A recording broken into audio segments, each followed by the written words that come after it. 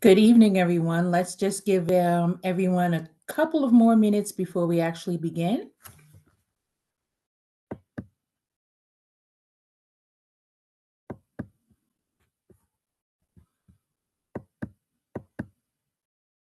I look crazy. I guess it's the weather. Look at that. I hope everybody is warm and dry as well. Councilwoman Hudson, I see that you're here. Let's begin. If you have any remarks that you'd like to make to the committee, because I know your time is limited.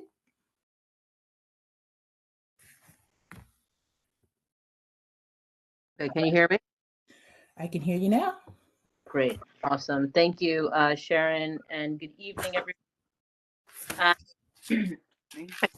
To share a couple of, I guess, status updates, I would call them. We don't have any significant updates for the projects on Atlantic Avenue, but just wanted to share that essentially, you know, what we've been calling for, you know, really since January when we got in office was for a comprehensive plan for the entirety of Atlantic Avenue, and ensuring that, you know, we can address the streetscape on Atlantic Avenue. We can address all of the needs that would be all of the needs as a result of all of the development, both from Atlantic Yards and also from the projects that have been previously approved, and you know, really to ensure that the community's voice is centered in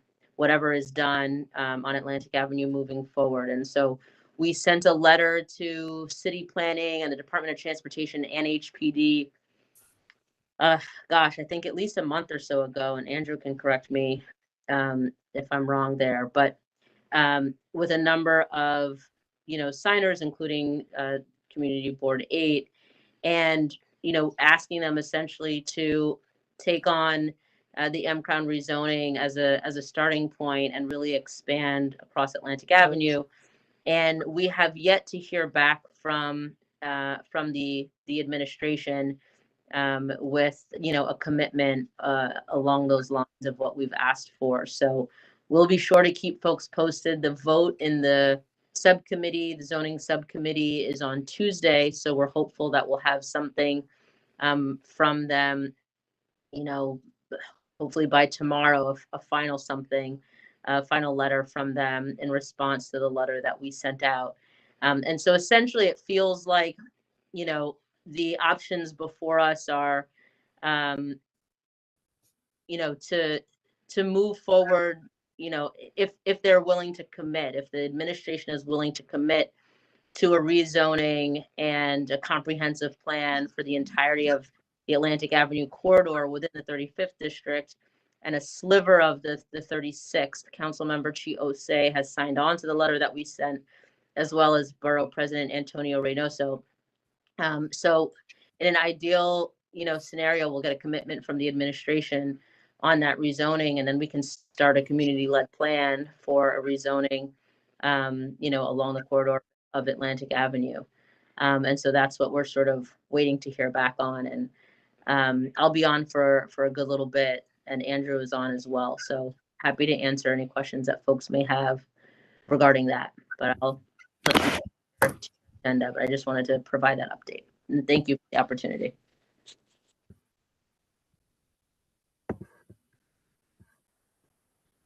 Gib, go ahead. Hi, good evening. Thank you, Councilmember Hudson, for joining us this evening. I just wanted to say, it's my understanding that the City Council Land Use Committee is voting on this is voting on the 2 Atlantic Avenue applications on Tuesday. Is that right? Yes, I just mentioned that the vote is on Tuesday. So the zoning subcommittee is at 10 a.m. and then the land use committee is at 2 p.m. Okay, I just wanted to, just state kind of as a reminder that it was the community board's recommendation that if it is not possible to get a neighborhood rezoning, that the applications with the conditions listed in the community board's resolution be supported. I'm aware of the recommendation that the community board has made. Okay, thank you.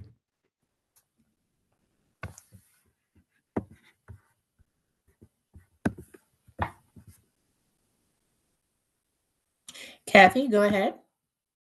Do we need officially to take attendance? And also, are there minutes from the last meeting to be approved or not? Okay, first question. Is there a need for attendance to be taken for this meeting? And we already discussed that we would garner the attendance from the sign-ins from WebEx for this meeting because there is no land use item to be voted upon. Right? And the next Okay. question is, which meeting are you referring to, Kathy? Because as you know, it seems as if land use has perpetually been meeting. So are you referring to the Agnati meeting or are you referring to the meeting around M-Crown? No, the last land use committee meeting in March when we voted on the three, I can't remember except that we were talking about a garage that I just didn't know the procedure for reviewing minutes. Does not need to be discussed here. And I'm sorry, I misunderstood our conversation. I thought I was taking attendance, but I can get it from the office tomorrow. Thank you. You're welcome.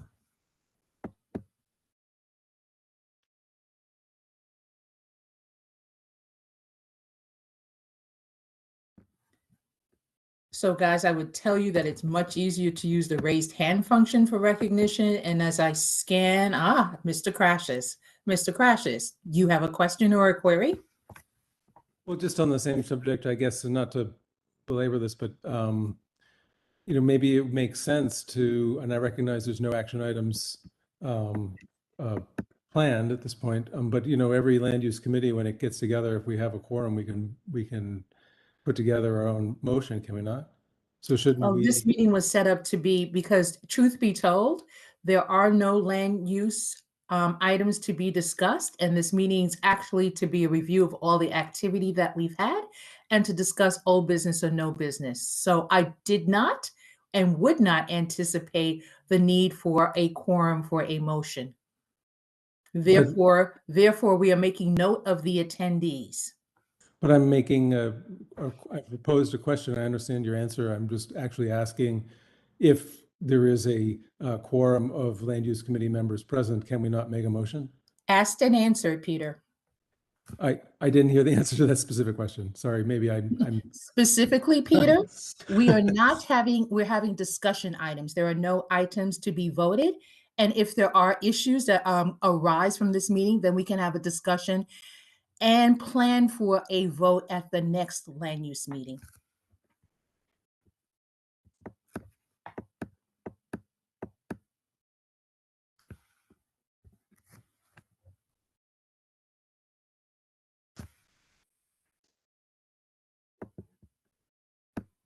All right, so I don't see any more raised hands. All right, so then I'm going to ask Gib to go ahead and do a recap of the M-Crown meeting that we've had. Thank you, Sharon. We had a meeting of the M-Crown subcommittee on Thursday evening of last week. Primarily, we spoke about two things. The first was a sort of a contingency proposal or plan or strategy is probably the best way to put it, of how to proceed with a neighborhood-wide, with an area-wide rezoning should we not be successful in getting the support for a city-led neighborhood plan that Councilmember Hudson mentioned earlier in the meeting. Obviously, we are hopeful that we will get that support and would like to see that move forward along the lines of the letter that the council member mentioned. Since we've spent a fair amount of time kind of in the wilderness trying to move that forward over the last 7 years, we had invited Kevin Williams, who's an engineer who's worked on a number the environmental portion of a number of the private applications that have come forward in the M-Crown zone, to talk a little bit about what would be necessary for the community board as an applicant in some form to move forward with an area-wide rezoning, which would have the effect of being able to have uniformity in zoning over an area that we don't get right now with private applications, but would not come along with some of the other public realm improvements and bundled city services that we would hope to achieve with the neighborhood plan. So Mr. Williams gave a very detailed presentation about how that process would work. He believed that there would be a likelihood that many consultants would be interested in responding to a request for expressions of interest that the community board potentially could issue, and that would inform the thinking about the scope and breadth and content of that work. That would then lead to an RFI, or I'm sorry, an RFP, a request for proposals that would go out to some subset of the responders to complete all of the necessary legal and environmental work to file a ULURP application for an area-wide rezoning. Mr. Williams estimated the budget of that exercise to be about $1.5 million. He had said that consultants who are experienced in the field would likely be willing to sign an agreement capping the cost at some point, so it wouldn't be just sort of an open spigot. The second thing we discussed was sort of a inventory of the types of public realm improvements and city services that might be interesting to include and desirable to include in a neighborhood plan, and potentially would be desirable to include in any event in Community District 8. I would say that a certain amount of that material came from a presentation that was developed last year by Brian Paul of the City Council Land Use Office, and with some additional material that was gleaned from other sources. So that presentation and the notes from the meeting will be posted shortly. I will also post it at the time that I send it to the M-Crown stakeholders. I will send it to the mailing list for the Land Use Committee as well, so everybody will have a chance to review that. So that was the M-Crown meeting. Are there any questions?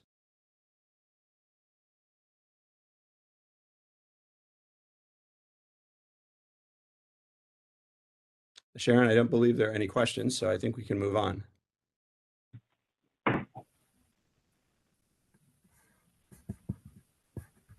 Oop. I don't see Sharon there anymore, though. Oh, Sharon, are you there?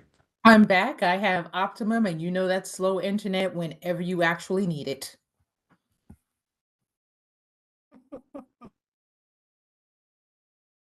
Gib, I'm sorry, were you finished? Because I missed that part. You froze, or I froze, I should say. Yes, and I don't believe we had any questions, so we can move on. Okay. Thank you so much for that, Gib. Najani, would you be so kind as to give us a recap on the meeting that we had with Tom Ignati? Sharon, can you hear me? Yes, ma'am. Okay. I think that his experiences with rezoning and neighborhood rezoning were very useful. And basically, he went on to talk about the fact that our Department of City Planning really is not a planning organization, it's more of a rezoning one. and zoning was actually created to displace more than anything else. So I was a little disappointed when I heard the historical analysis that he made of planning, but I wasn't really surprised because we're all living with the results right now. He went on to talk about the fact that New York City is the only major city that did not have a comprehensive planning, rezoning, I should say zoning plan. And one of the things that he has suggested was that we have some sort of political organization to organize ourselves to and to ask very, very strongly what it is that we want. And one of the things that might have worked against past plan rezonings was the fact that we have city council people who felt that it was not in their interest to support their constituents. They were looking more at their, shall we say, career life as an elected official than actually what the constituents wanted. And one of the things that came up, people wanted to know, if you really want to have a voice, exactly what can you do? And I believe he made the suggestion that you have to get on your elected officials and stay on them. And somebody else, I think it was Ethel, had suggested that people write and let the elected officials know that they really want to be part of the process, but they don't necessarily understand it. And I think I recall making a suggestion that people might consider letting the borough president know that you really are interested in this process, you're really affected by it, but you think you really need some more training because you really don't know the things that you need to know. So you're somewhat stymied by your misunderstanding. Sharon, there may have been some other points, but at this time, I don't remember exactly what they were. All right, thank you, Najani. All right, so as I had anticipated, that the recaps would be relatively short, and we have an opportunity to discuss new business and old business. Why don't we begin with the new business? So, Ms. Kuehl, you had expressed an interest and sent a slide deck in advance of this meeting. You will be able to share that deck now. I just realized I'm not able to share it because my computer doesn't allow me to. If anyone else who has access to the slide deck has figured out how their system preferences work and can share the screen, that would be great. Ms. Cool, if you are using a Mac, you will not be able to share it unless you have it in an external link on a website. Anyone in the Google group that is actually using a PC that has the file readily available should be able to share it. I know you can't share it on a Mac because I use a Mac, and that is my issue as well. Thank you, Ms. George. Yeah, I use a Mac. But we can also talk about the content of the slides without the slides, unless someone else can quickly. I can share my screen if you would like. Okay, that'd be great. Thank you. Yeah. Or someone else. Yep. Okay. All right. So this isn't going to take long. I'm hoping that this is a conversation, and this is really in response to some back and forth that's been going on via email, and with a little bit of sharing background to how the petition that's online right now, that's really in support of the letter that Councilmember Hudson mentioned earlier, came about and what's behind this. So old business is equals new business, is pun intended. I'm relatively new to this, but you all have been working on the idea of a neighborhood plan for a very long time, and it's still very much on everybody's mind. Let's go to the next slide. So as mentioned, several of us started an online petition to gather signatures, and this is really in support of what Councilmember Hudson mentioned earlier, in support of the request to city agencies to start a neighborhood planning process. And we wanted to find a way to show that beyond the letter, which focused mostly on getting signatures from organizations, that there are also community members that individually sign on to this idea that we should have a neighborhood plan in lieu of these individual rezonings, and specifically in lieu of approving the 2 developments that are being voted on Tuesday. The number of signatures that have signed is now close to 800, I believe. And we, Andrew and Councilmember Hudson, if you have ideas who we should share this with before the Tuesday vote, just so that those who are voting are aware, or we can send it to city planning again to make sure they're aware that we're looking for an answer. We will do that in the next few days. Next slide. And so again, I already mentioned this. This is just for some members of the Land Use Committee who may have not been aware of the letter. Norman Oder, who's also on the call here, published it a few days ago on April 5th. So you can read the full letter there. And the right is an image of a screenshot of that article that he wrote. Next slide.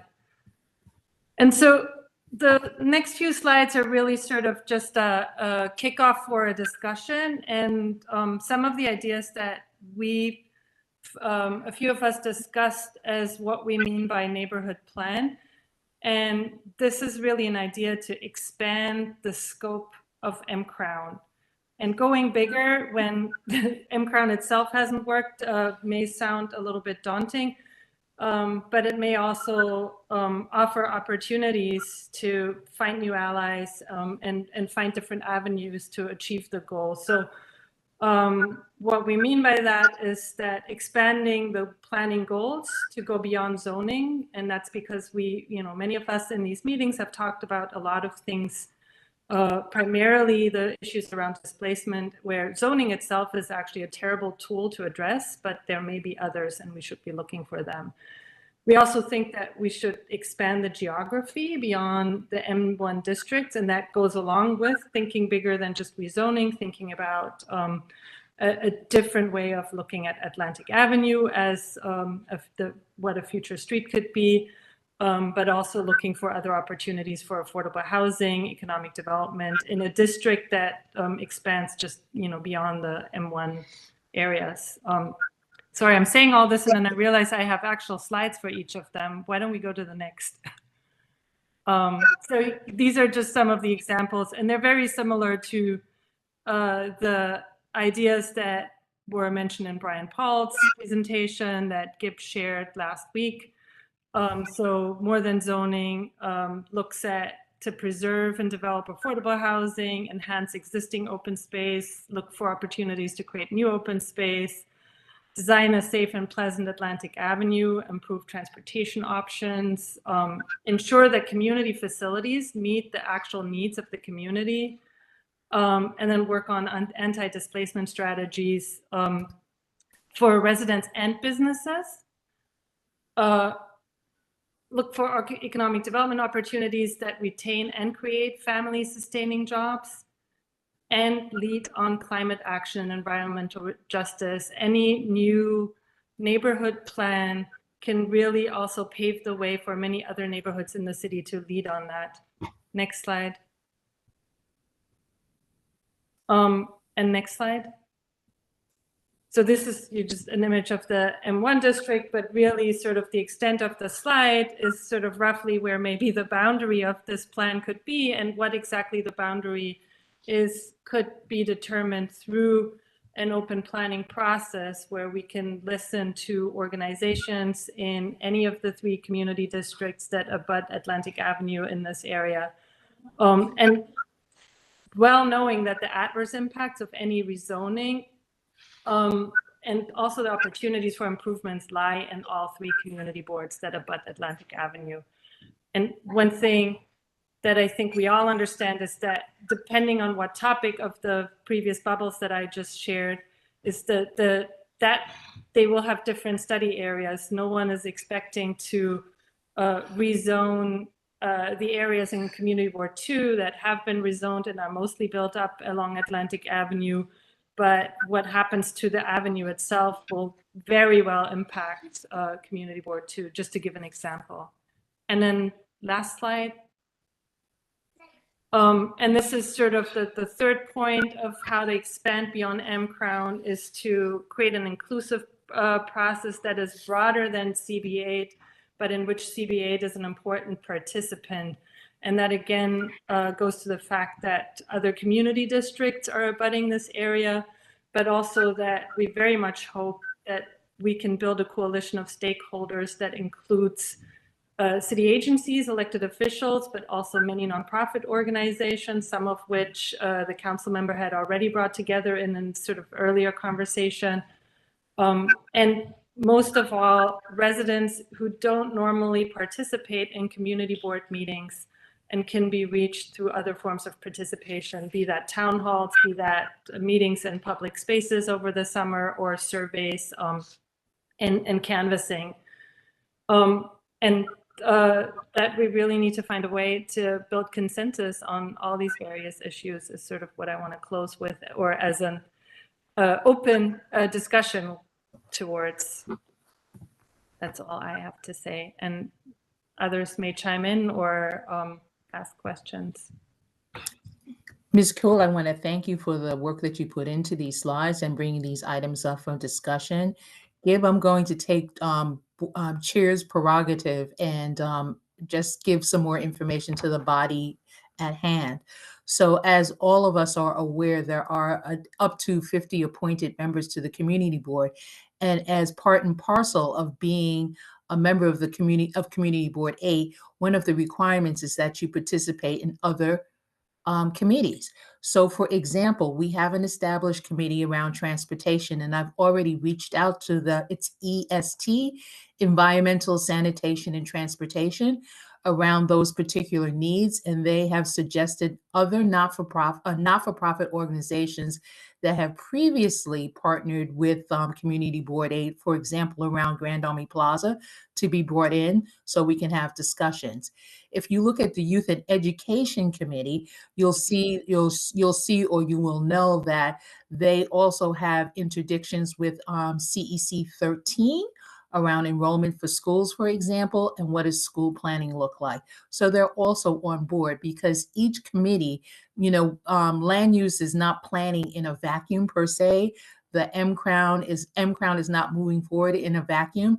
And while there are people that will be loath to attend land use committees, they certainly, as many of the people that are present will attend committee meetings that directly speak to their particular needs. So that's all I'm going to say for now, and I'm going to call upon Mr. Bocconi.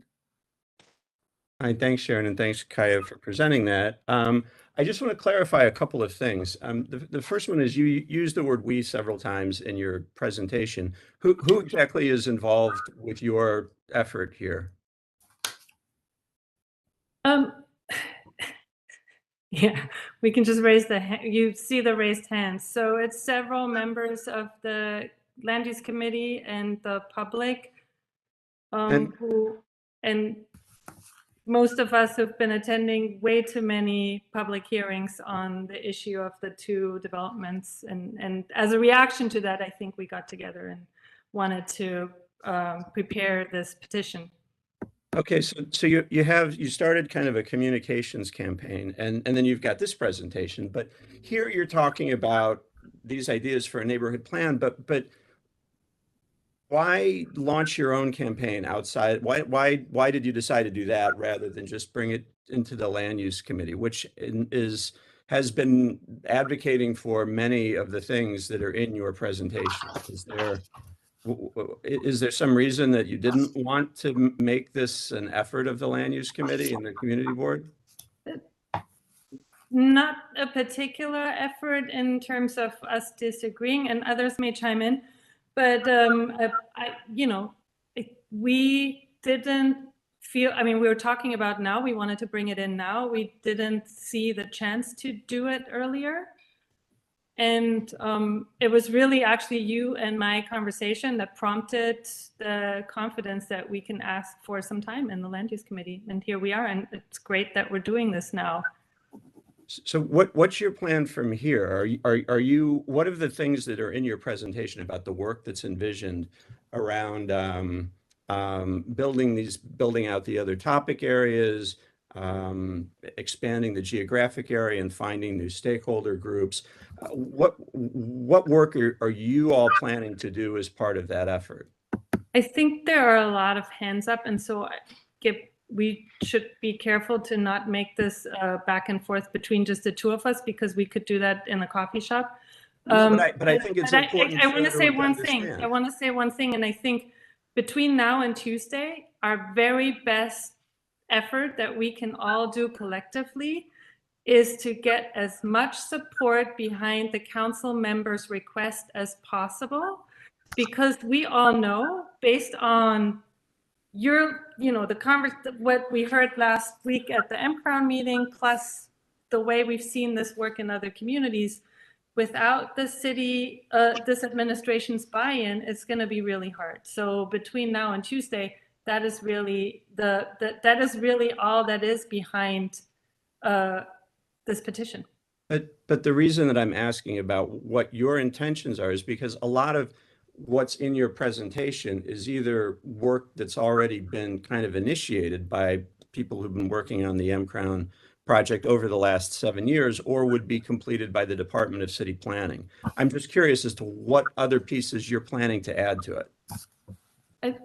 I'll let other people speak. I don't think I have an answer to that. And yeah, let me think about what the best answer would be. Okay, so in terms of the people that are going to be called upon with the raised hands, the order is as follows: Mr. Crashes, Nix, Jack,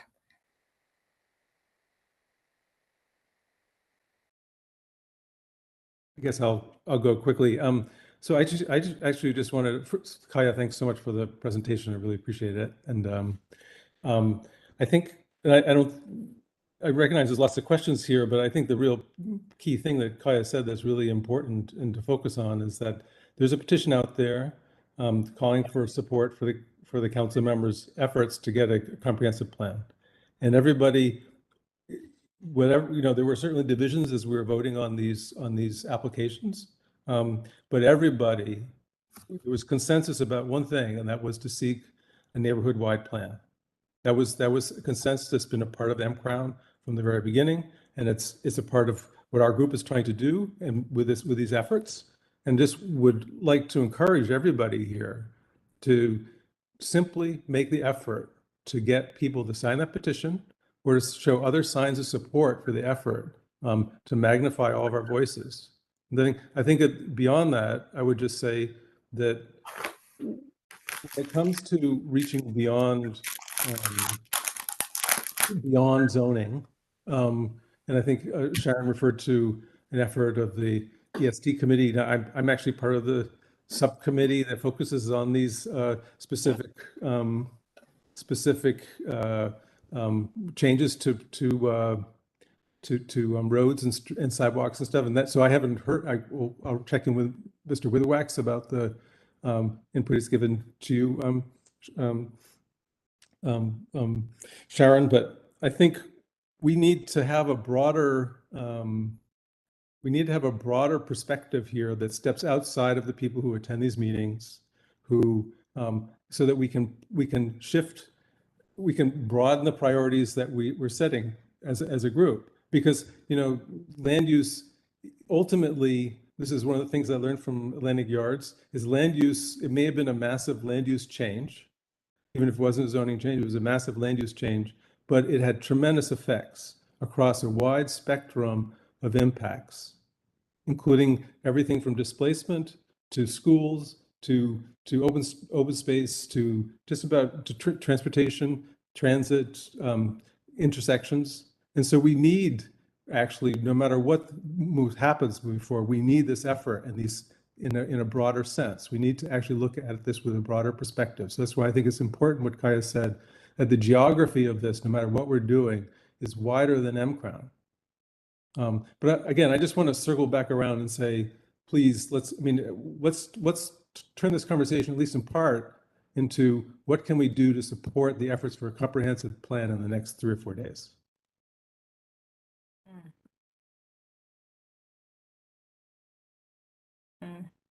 Hi, everybody. It's Nix. I'm sorry. I had a wisdom tooth extracted today. That's why I'm sitting here like this. The reason, like, why I'm part of this, I've actually been part of the land use committee or visited meetings since 2019. And I'm a long-term CB8 resident. And as I keep saying in every meeting, I'm not against development or anything. Like in regards to that, I'm all for truly affordable housing. And what I keep saying, as I was here in my apartment, I've lived here for 20 years, when the Barclay Center was approved, and I was here when Pacific Street was known for all the arson, when people like died in an arson. I was here all that time. I've seen my neighbors disappear because they were either kicked out, the developers came. It's our community from when I moved here is so small. I was back when I moved here in 1999, welcomed so deeply. And I just want to make sure that what is being built here is truly for the people and not just like a Trojan horse for the developer to build something, but the promise of affordable housings. Because what is actually affordable to the people we truly want to protect? So my dilemma is I don't talk your developer's language, Skip. That's sometimes my problem, and therefore my apologies for my last Thursday MCROM meeting participation. I'm truly trying, and I am talking to people, and I just want more people like me to be educated and what's going to happen. And again, I am, and I'm sitting here with Jack, my husband, who is the next one to speak. We share the computer right now. I just want awareness, and I just want this neighborhood not to become Midtown. This neighborhood's always been a wonderful neighborhood, and now with all the new buildings already being built or about to being built, I just would like us to step back, reassess, and not just say yes to any new developer, even with the concessions that you were managing to get, like the option 1 or option 3. I would just love to have a moment for us, and everybody always pushes like the time is of essence, and I understand we are in a housing crisis, but therefore let's step back for a minute to really look how we can solve this housing crisis without like serving like build, like I just want to have a real honest solution to this. Thank you, everybody. And now Hi. I think you, Am I okay? So that resolution that was voted on, the like if possible resolution, it's always, every time we talk about it, it seems like we're setting it up to fail. It seems like if possible is like, well, hey, you know, and it sounds like the plan is for it to fail.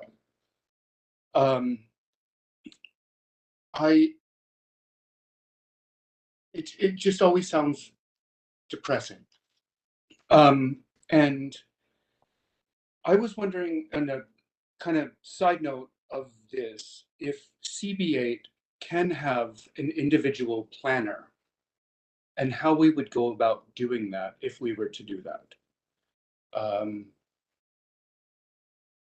And also if CB8 should be deferring to Crystal Hudson and DCP to like hand off the work that Gib did so well and Kaya commented on and molded a little bit better so well, to push it on then to the city council members, like Osei and Hudson, and DCP to push it forward. It seems like we're stuck a little bit. Thank you. So Jack, I'll answer a couple of those questions.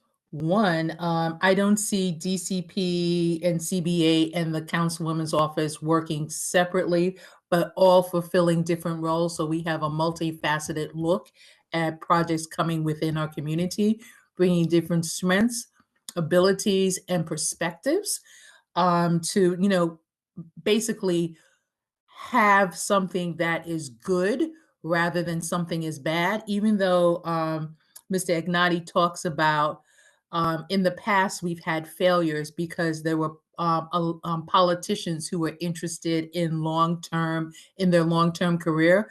I believe that, one of the things that this community required is that we have people that are centered around what our needs are. And in terms of having planners, we've had planners. Well, just each community board is supposed to have a planner, but there's never a budget for it, number one. Two, we access planners in collaboration with our elected officials because they have access through DCP. Three, we've had a planner before on a volunteer basis that was procured during the tenure of Ethel Tyus as land use chair, and we have not had the funds or the means since. So that's just a historical perspective for, someone like you who's relatively new to this process. All right, Mr. Callahan. Sure. Briefly, just You just go back to yours and I turn my camera on. you're still not muted, Nix. Oh, I'm sorry. That's okay. Just wanted to say to sort of speak to the energy of why the group of us got together. I don't want to speak for the group. I'm sort of a peripheral member, but I feel like there was such an energy. It was such a close vote every time that we voted on these projects. Just 50-50 on times. It's been very close to say yes or no on these, and I think that there's room for people on both sides of this to come to a consensus. And I'm also very new to this process, and I live way further east than most of the folks who have skin in this game. So I just mean to say that as sort of like an outside observer in terms of my understanding of this is that I think that there's room for us to work together, and that we shouldn't spend so much time focusing on how long the tenure that someone has had in working on this issue, because we need to grow a coalition of people significantly in order to actually get this across a line. And seniority isn't going to help us make new people feel welcome in a process, especially if they're unfamiliar with it. So it's good to have the history, but it's also important to remember that we're going to have people constantly sort of crashing in and out of this process, and that those perspectives are not only valid, but critical to making sure that this doesn't sort of become a twisted version of a comprehensive plan that serves the people who are able to stay for as long as as they want. So the people who have 5 minutes or 6 months or 10 years are all part of this and should all be heard. That's me.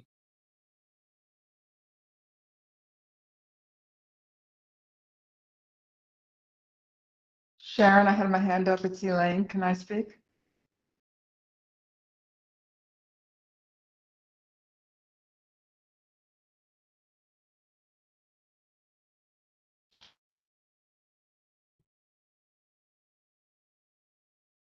Why don't you speak, Elaine? Maybe Sharon lost internet again?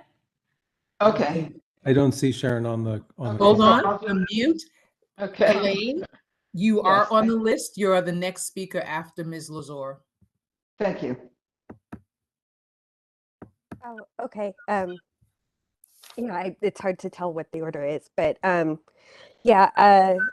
participated in this petition writing because I think we turned a pretty important corner on January of this year. Something that felt very frustrating with the many rezoning applications that have been coming up in the M Crown area, it's I think 840 Atlantic was sort of a turning point for me. It really, in terms of putting a capstone on Lori Cumbo's tenure. I'm sorry. You know, just the community facility space was for somebody who had been receiving all of this, you know, specific funding from Cumbo's office and who was a crony. And it just, everything about that sort of rubbed me the wrong way. And I felt like it was important, you know, the person who got elected to take over this council seat had stated multiple times that they were interested in, you know, actual community planning, doing things in a different way. And, you know, you know, just as a CHTU member, in addition to being a community board member, you know, that question of like who's participating in all of these decisions that are going to affect, you know, decades and decades of our future.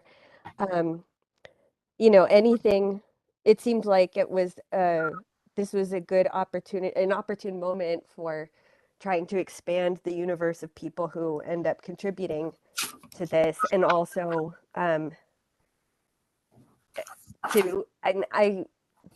I would be frustrated if we were to just accept that individual rezoning applications were the only way to get anything from the future. I can't believe that, because they're not giving us what we really need. So I felt like the petition, and I also don't know if I need to be in the position of defending, like anybody can write a petition about anything. But this felt like an opportune moment for pushing for getting more, asking for more. Thank you. Okay, it's Elaine. I'd like to also just say that, yes, I supported the petition and worked on it. And to Sarah's point, we can write a petition anytime. Any individual has the right to do that. And given the number of signatures we've gotten without that much effort, it appears to me that we have a, if you will, a small groundswell of community support behind everything that was talked about in the petition. Otherwise, people wouldn't spend their time signing and supporting it. Given that, I want to reflect back that I think M Crown made an effort to call people together. But anyone that's done any community organizing, I think, understands that you have to get out to people. You have to go to them, to the organizations, not ask them to come to you, in order to really hear what their needs are. And so when Gib asks, well, what might be some of your ideas? That's one of our ideas, not to necessarily only do sessions where people come to, you know, we can whiteboard what people are wishing for. But in fact, we go out to organizations that represent far more Black and brown people than perhaps we have heard from before. So that's something that I think is really important, especially given the numbers that we look at in Prospect Heights in terms of displacement. We're not displacing white, wealthy people. We're displacing poor Black and brown people, and we owe them their voice. They may not be comfortable at CB8 meetings, and that's nothing to say that we're not trying to make them comfortable.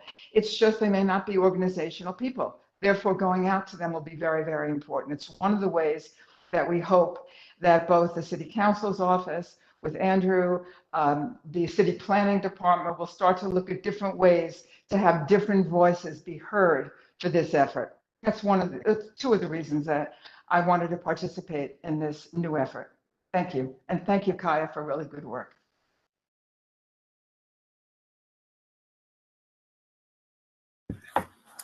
Thank you, Elaine. Ms. Gray?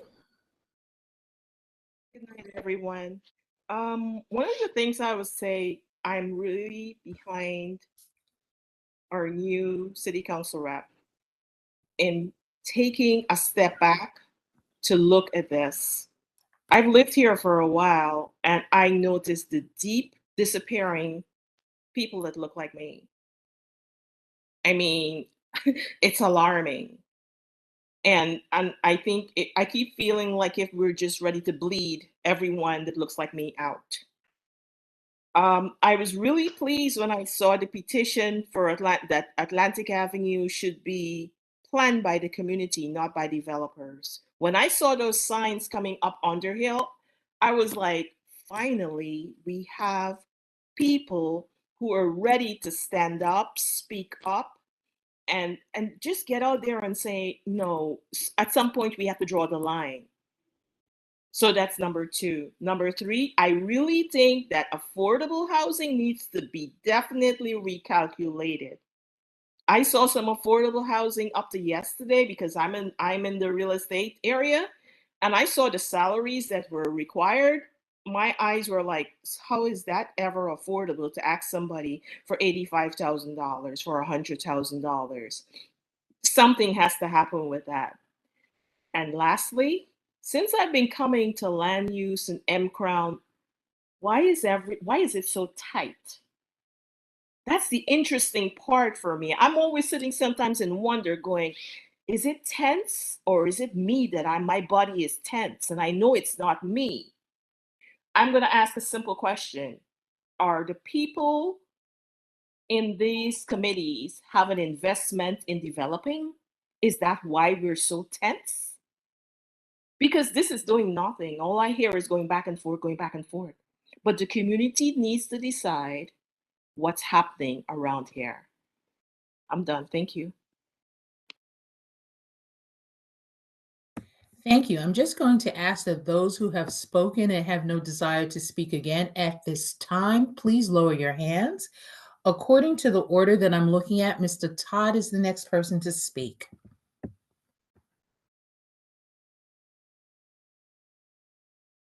Yeah, thank you for the opportunity. And I also want to thank both Najani and Ms. Wedderburn for inviting Tom and Gotti to speak. For those of you who attended it, I think there were like 38 people on the call. I think Najani did a very good job at synopsizing his message. And I think one of the first things he said is when they first developed the zoning in New York City back in the 18 whatever, it was designed to exclude people. And it continues to do that very well. And it hasn't stopped and it won't stop because it's basically predicated on assumptions that are designed to exclude people who are disenfranchised. So as you know, there is such a thing as a 197A plan in our charter, and a few people, including Tom, have attempted to do these, and they failed miserably because they were not supported by guess who city planning. So I think we need a new mechanism. I don't think zoning is it. A lot of other areas are impacted with zoning, like schools, like transportation, like sewage, water. There is this phenomenon in the world called citizens' assemblies. They've been tried in France, in Ireland, and now Paris has a permanent citizens' assembly. It's basically a scientific sample pulled from all classes of people to be representative. And the citizens' assemblies hold a number of sessions, basically to be informed by experts on the topic and come up with a number of recommendations. In the case of France, I think it was over 140 recommendations sent to the National Assembly to deal with the issue of climate change in a way that was fair to all sectors of the economy. So it's a model that's out there. Bard College is right now doing a whole discourse on citizens' assemblies if you want to join in on it. There's also a very good documentary about the French citizens' assembly called Les 150, and French meaning 150.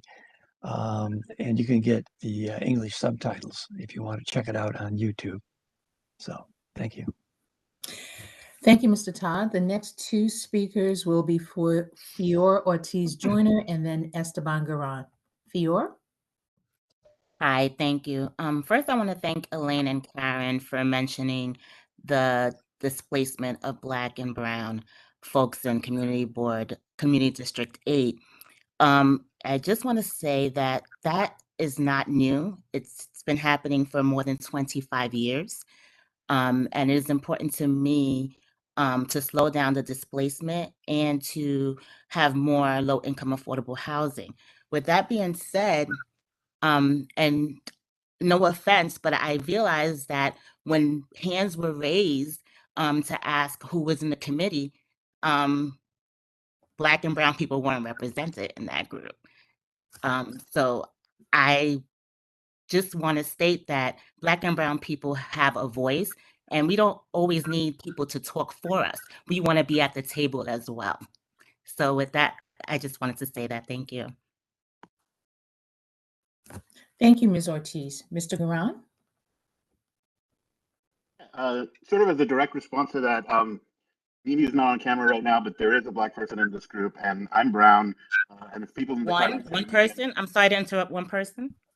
No, I'm talking about the other people that aren't able to feel like they can speak in this context. So let me just get to that really quick. So like, I know that I'm relatively new to this process. I've only been doing, working with, looking at this for the past 6 months or so, but my work in fighting displacement in CB8 has been going on for 8 years. So I'm not like new to that aspect of the work. Kind of like to what,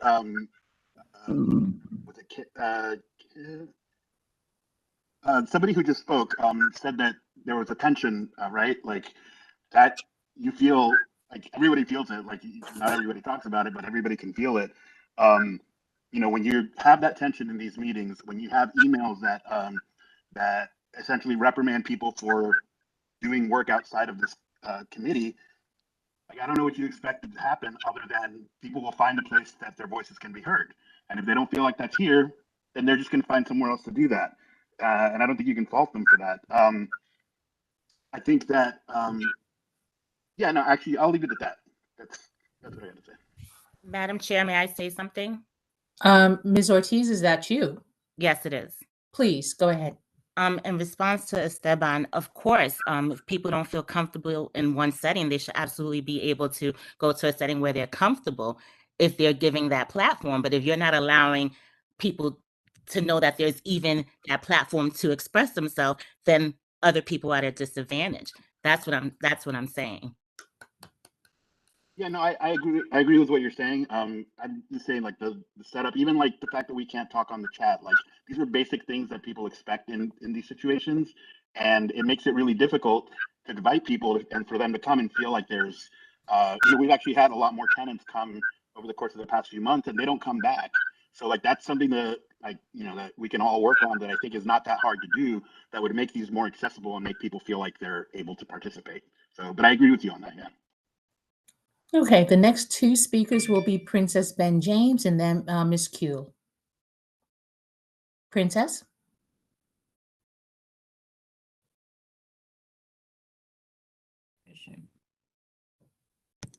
You know what? As I sit here and I listen to people speaking about how long they have been living in this community, my parents have been living in this community from in the 60s. I have been living in this community from in the 80s, and I know the other people who have been living here longer. And changes is good, but changes are not good, like Ms. Ortiz said. When you're excluding other people, I hear, a Black person is there, and it makes me feel like they think a token. Oh, we have a Black person in part of the group. That sounds more like a token. Gibbs asked a question. Why is this fragmentation? Because it feels like, okay, there's Incron, there's housing, but then there are this committee. So if we are really trying to do what you guys are claiming you want to do, you should have been more inclusive. So, and for me, I don't feel inclusive. I've been living here in this community for a very long time. And like I said, my family have been here. And nobody answered Gibbs' question that he asked. Somebody say, I'm gonna come back to you when I can answer. I would like that question to be answered. The question that Gibbs proposed, why there is a second committee. If we are looking to support Ms. Hudson, bring it to us. We have supported her. And we have always been supportive of her since she was working with Ms. Campbell. So by you saying that, it makes some of us feel we are not in support of her. We have been support of her longer than some of you have been living in this community, because she has worked with Ms. Combo prior to. So that's all I have to say. And thanks, Madam Chair. You're welcome. Ms. Q? I just want to address this. I raised my hand because I wanted to initially say, if there was a chat, then we would all be chatting to Ms. Ortiz and to Karen and to you, Princess, like, please join us. But that's not really the point. The point is that we would like to use this conversation today to become all one group. And I think it would be unfortunate if we spend the rest of the evening talking about whether some people in this group created a petition or not, or we're talking outside of these monthly meetings about their disappointment about these developments or not. Much more important is that I think everyone on this call agrees that what we would like to achieve is a neighborhood plan. And so let's work on that together. I hope we can have a conversation that's not about who's Black and who's brown and who's white, and who of those people did what and maybe did or did not include the others. Thank you. Mr. Facconi?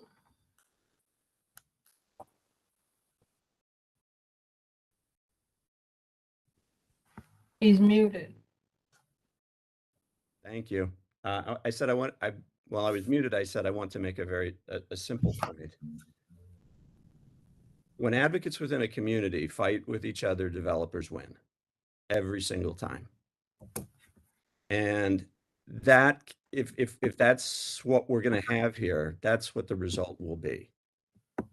I don't think there's anything that was presented here this evening in Ms. Kuehl's presentation that hasn't been envisioned from the beginning in the M-Crown process and isn't supported.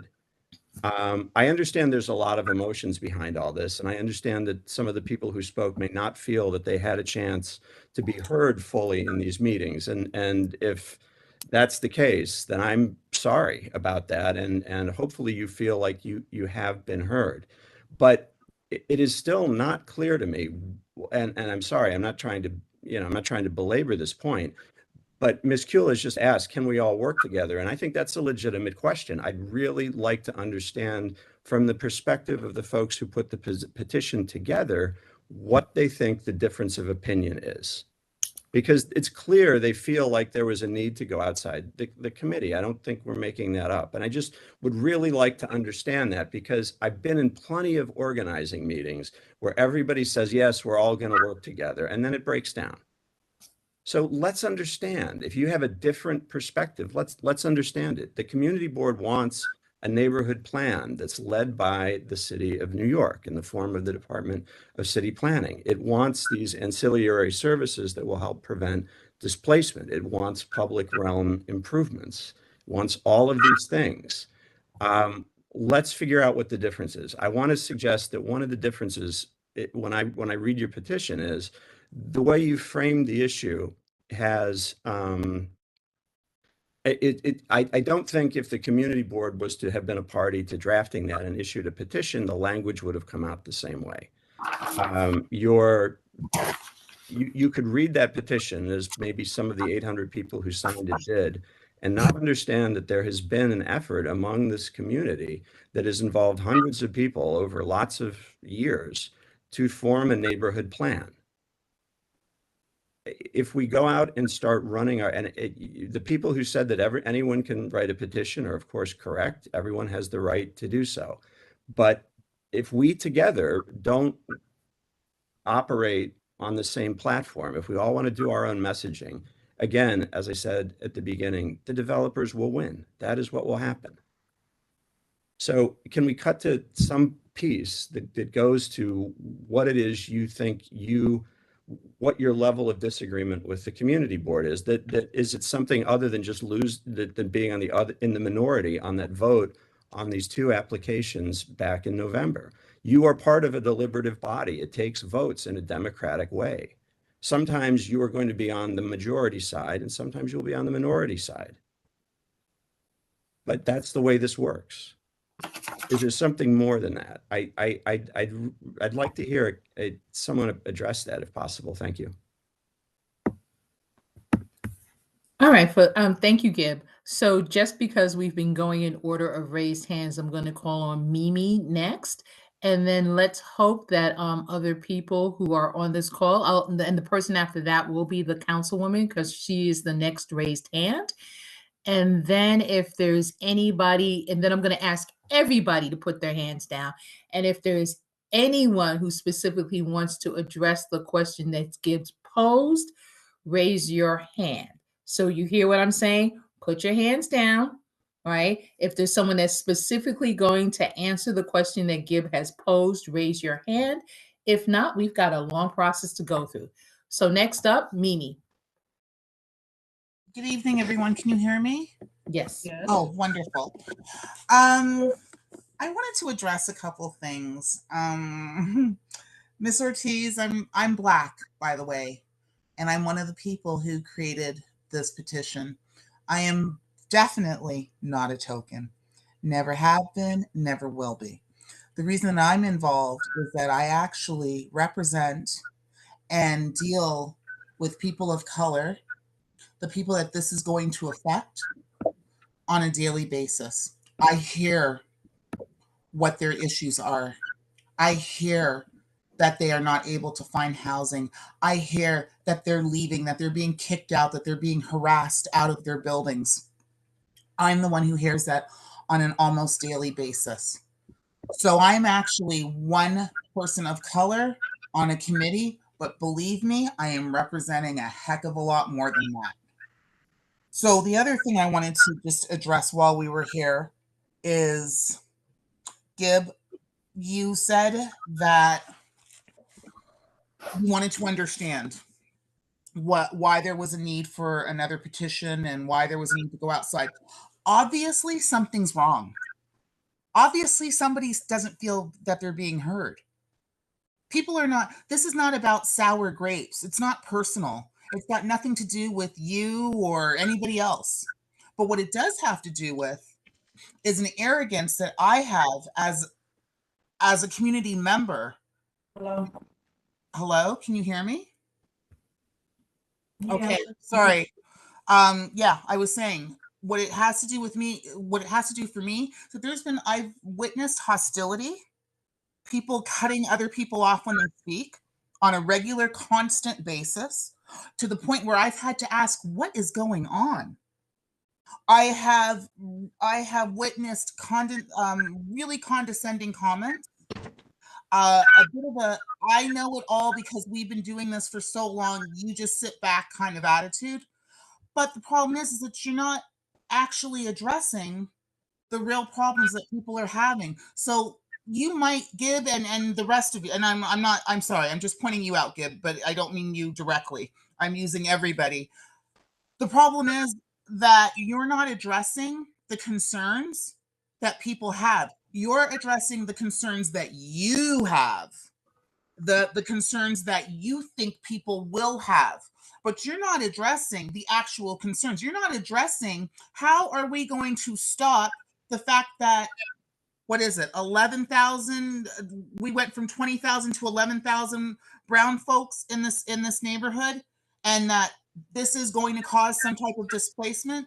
You haven't really spoken up about that. And then let me just, sorry, while I'm on my soapbox, let me also say that Ms. Wiederburn, I don't know you personally, but I will say that at the last, at the public hearing, you said that CD8 completely endorsed and supported this. Like literally 2 days before that, there was a bunch of disruption and people were saying that they were not happy and they were not satisfied and that they couldn't sign on yet. But yet you went ahead and said that we were 100% behind it. I was really disappointed and hurt by that. So I guess, I'm sorry, and I know I'm rambling. The point that I'm trying to make is people are not happy. People are not satisfied. People don't feel like they're being heard. People don't feel like they're being represented. People don't feel like they're being understood. So therefore, when that happens, this is what happens. You have outside groups who are like, you know what? Let's make sure that everybody's needs are being met, not a select few. That's why Karen had to ask earlier, is somebody getting paid for this? Because I've asked my own self that. Is somebody getting a kickback from a developer? Why the push? What is going on? Anyways, thanks, guys. So, Ms. Mitchell, what I did say in the city planning, if you look at our resolution, it's a tiered resolution. If we cannot get the city planning, then A, then B, then C. What's important is that we, the community, have input. And that's all I'll say for my interjection at this point. So let's begin, Ms. Hudson, Councilwoman Hudson. Thank you. I actually have to jump off in just a minute, so I wanted to just address some of the comments and questions and sentiments that have been shared. First off, 20% of the Black population in the 35th Council District, so not just in Community District 8, but across the 35th District, 20% of the Black population has been lost in just the last 10 years. So it's not even over a generation. It's over just one decade. In 10 years, 20% of the Black population has been displaced. And, you know, that's a statistic that I share all the time because I think it's really important for people to know and understand, you know, exactly what it is we're up against. And we are second only to the 36th district next door with Councilmember Chi Osei. Our districts have had the greatest loss of Black residents in the last 10 years in the whole city. So not even just in Brooklyn, but in the whole city, his district is number 1 and our district is number 2. And so, you know, the reason why I have been supportive of a comprehensive plan is because I don't believe that the way things have been done to date have been productive. You know, and it's been using the status quo that we've seen over the last, you know, 10 plus years have contributed to that loss in the Black population. And so, you know, what I've been calling for in this comprehensive plan is for us to take a moment to pause, to take a deep breath, to look around and to say, you know, we've got to do things differently from how they've been done before. We can't continue to approve projects one by one and expect a different result from what we've seen in the past 10 years. And by taking a comprehensive approach to a whole area where we're going to have, you know, upwards of 7,000 units come online from, you know, Atlantic Yards, plus it's another few thousand that are coming online from the projects that have all been approved in the 35th district. And nobody has taken a moment to stop and say, you know, well, what about the totality of the community? And what about, you know, the negative impacts of all of the luxury development that's gone up? And that's not to say, of course, that there haven't been any affordable units, but Black families in this community district, so not across the council district, now I'm speaking specifically about Community District 8, Black families make $40,000 compared to white families that make $118,000. So we've got to take a minute and think about who we're building for. Unless we're building for the people, you know, with the greatest needs and the people who are only making $40,000, then we can expect that they will continue to leave, you know, the area. And so I think one thing it seems that everybody has agreed on so far is the need for a comprehensive plan. The M-Crown rezoning, however individuals, you know, feel about it, is you know, at the very least is a great starting point for a comprehensive plan across a broader area and broader corridor of Atlantic Avenue. What I've been calling for is Atlantic Avenue all the way east down to Bedford Avenue. And that's why we've had both council member Chi Osei and also Borough President Antonio Reynoso sign on to that letter because they too are in support. And the corridor that we're talking about does broach Council District 36. a little bit on the northeast end of Atlantic Avenue going towards Bedford. So, you know, I just wanted to share those statistics because the numbers are very real, and the experiences, of course, too, that you know, everybody has seen neighbors, friends, family, loved ones who haven't been able to stay in the community. You know, and so all of these experiences are very real experiences, and I think, you know, these are exactly the types of folks and community members, active, civically engaged folks, you know, who I'm listening to, and certainly, you know, my office is working on a community engagement plan that we hope to launch soon. We're working in conjunction with the borough president and some other folks to try to get something that's really meaningful going, because it's, while it's wonderful to have such an engaged, you know, group of people, you know, in the community board and in the land use committee, and also the public members who've been coming, we also know that we're not it, right? This is a very small, privileged group of people who even know what a community board are. There are far more people who don't know what a community board is, who don't even know who their city council member is, or what the city council does, or the resources it can provide for them. And those are the people that we're actually trying to reach, that my office is trying to reach. We want to make sure that through this comprehensive plan, you know, we're getting input from people who are dropping their kids off at school or picking them up in the afternoons, who are buying groceries at the grocery store, you know, who are running errands and who don't have the time to spend evenings on calls like this. And so, you know, I applaud, of course, the efforts of everybody here, you know, whether formally a part of the committee or not, because this is engagement, and this is activism, and this is advocacy. And I think ultimately, you know, everybody wants the same thing.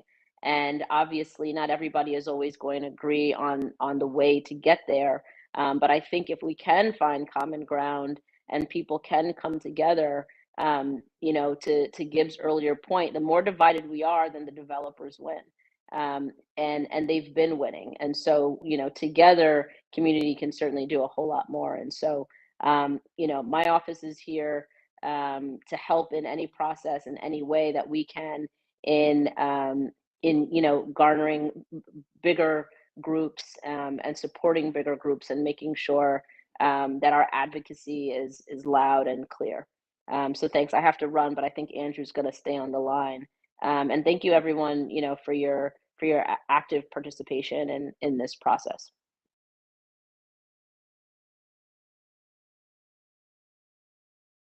Thank you, Councilwoman.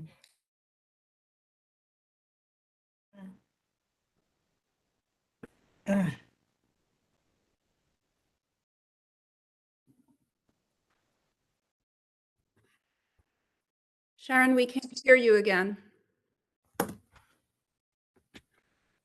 Ms. Okay, so Wedderburn, I think you can hear me. I think you can hear me now. As I said, my internet is wonky tonight, so I apologize. Thank you, Councilwoman Hudson, and the next person is Jack Robinson. Hi.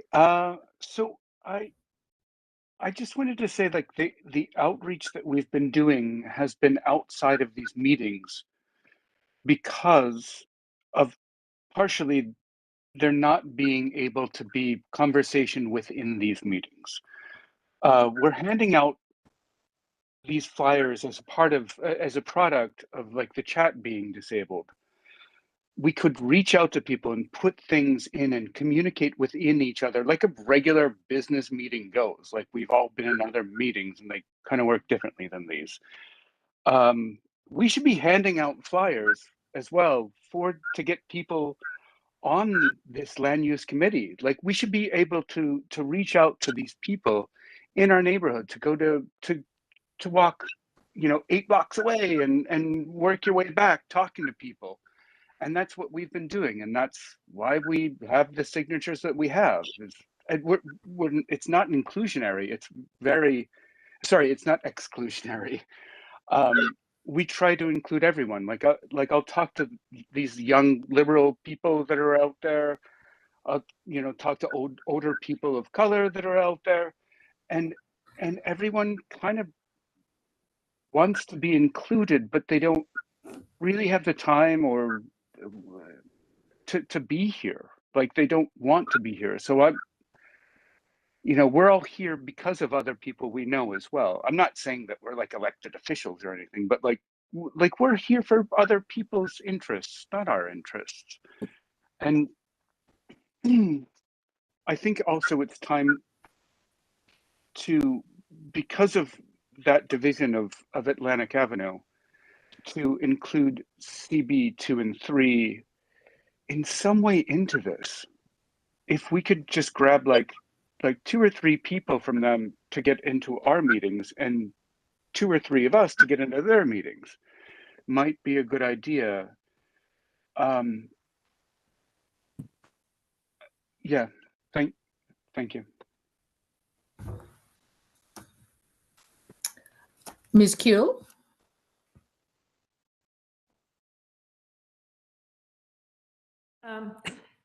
You asked to raise the hand if we want to address Gib's question.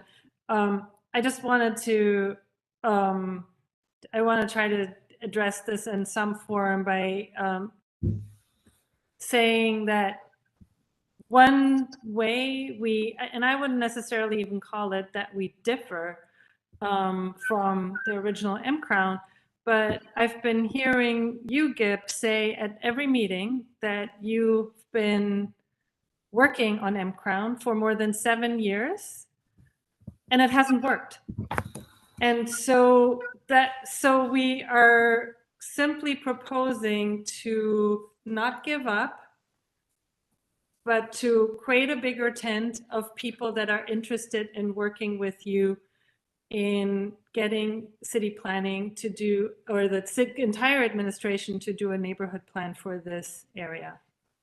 So I'm going to ask to respond to that because you're, I think, mischaracterizing my remarks. I would not make the comment that it hasn't worked. We haven't gotten the neighborhood plan, but what this community board has accomplished through M-Crown is pretty significant. We do have a framework that has set the vision for what will happen in this part of Brooklyn. We do have a framework that was talking about requiring affordable housing before MIH. We have a framework that's talking about preserving job-creating uses in the district for people in the neighborhood who need jobs.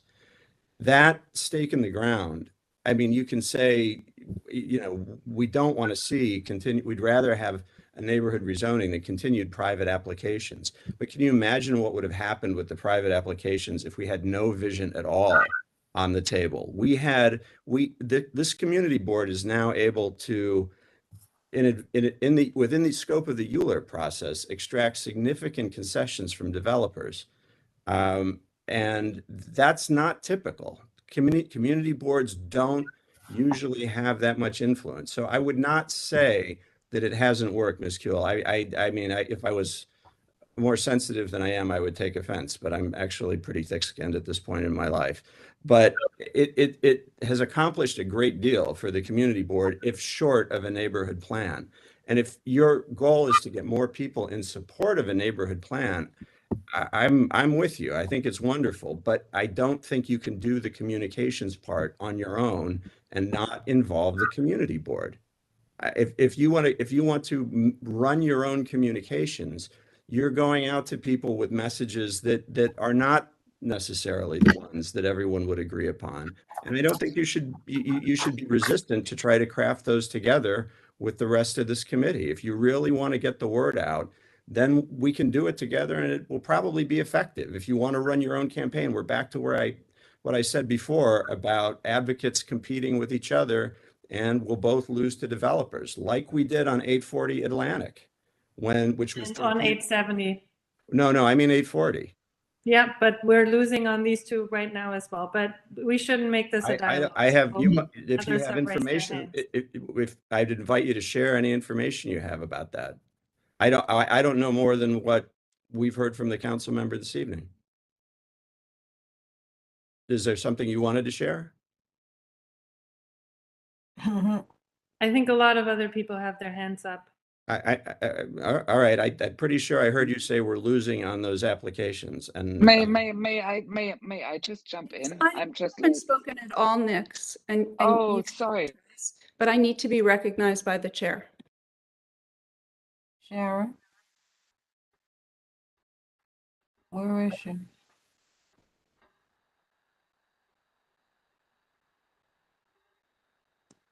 I'm going to go ahead and speak just because I haven't spoken, and I want to be really careful about what I said, because I think the importance of working together is greater than, as Gib and Kaya and everybody has told us, and Councilman Member Hudson is predominant, that we need to work together. But Sharon, I would say the chair, by telling us that we can only put our hands up if we want to answer one question, that's one reason that people don't feel like we're working together, for example. Number two, I mean, this is a meeting and we should be able to speak about what we want, as long as it's not talking about a dog run when we're talking about this, but I think you get my point. To be told I can only raise my hand to answer one question, it's a hostile environment. Second point Kathy, would be, I'm going to say this to you. I'm sorry, go ahead and finish. okay, Go my ahead. second point is, Gib, I don't want to misquote him, but I think he said that if our group had worked within the community board, the petition would have read differently. That's exactly the point. This petition says what a lot of people felt and wanted to say and felt we couldn't organize within this committee. And I would also like to point out, if we're talking about being excluded from processes in this committee, I'd like to point out the group that works on the community benefits agreements. I've been in this committee for the last 20 months asking for that process to be more transparent and to include people who live within range of whatever we decide is the radius of the project. That process is incredibly exclusive. So I think there's a lot going on here. And for the members who are pointing out how tense it feels tense to all of us. And there is a lot of back and forth, which is great. You come up with better ideas. But I think, Gib, I'll go back to your point that you said the petition would have read differently if we'd done it together. That's exactly why the group met. We didn't purposely exclude anybody. Time was of the essence, and we acted. Thank you. So Kathy, I just want to address one point in what you've had to say, and I certainly appreciate the passion with which you bring to the table. The reason why I said, because looking at raised hands within WebEx is an imperfect tool, as most tools are within the virtual world that we are living in because of the pandemic. And I felt that Mr. Vacconi's question was such a hot button question. I couldn't tell who wanted to respond to that question directly vis-a-vis someone else who had another issue, which is why I asked everyone to lower their hands. And if you specifically wanted to respond to Gib's question, to raise your hand. That was my reasoning behind it. Thank you. So we're going to continue calling on people who have raised hands as I've identified the order. The next person to speak will be Desmond Atkins.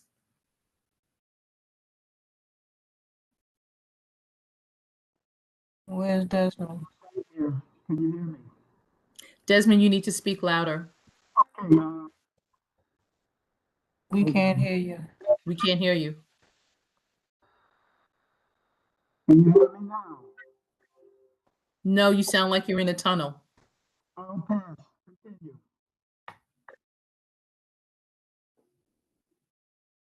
Desmond, we're going to ask that you work on maybe your audio and that we go to the next person who would like the opportunity to speak. So I'm going to go ahead. So for Fior Ortiz Jr. Thank you, Chair. I just want to make a comment, and my comment is to Mimi. I just want to respectfully correct the mention of the word token, since I was called out on it. I never used the word token in my statement. Someone else did, but I am glad you're a part of the committee and drafted the petition.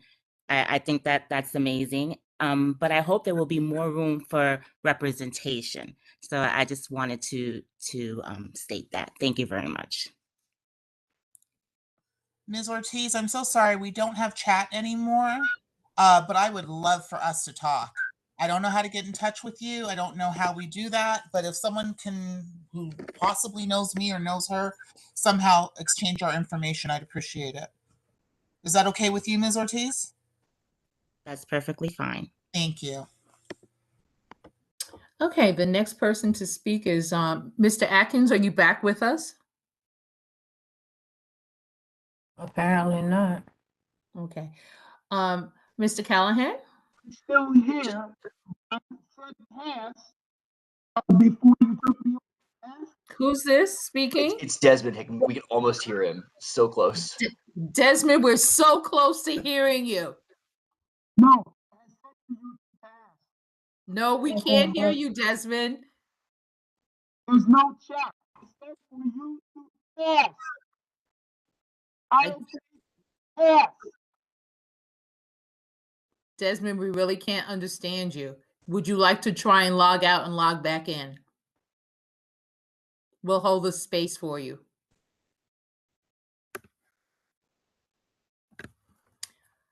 Amen. Okay, so Mr. Callahan?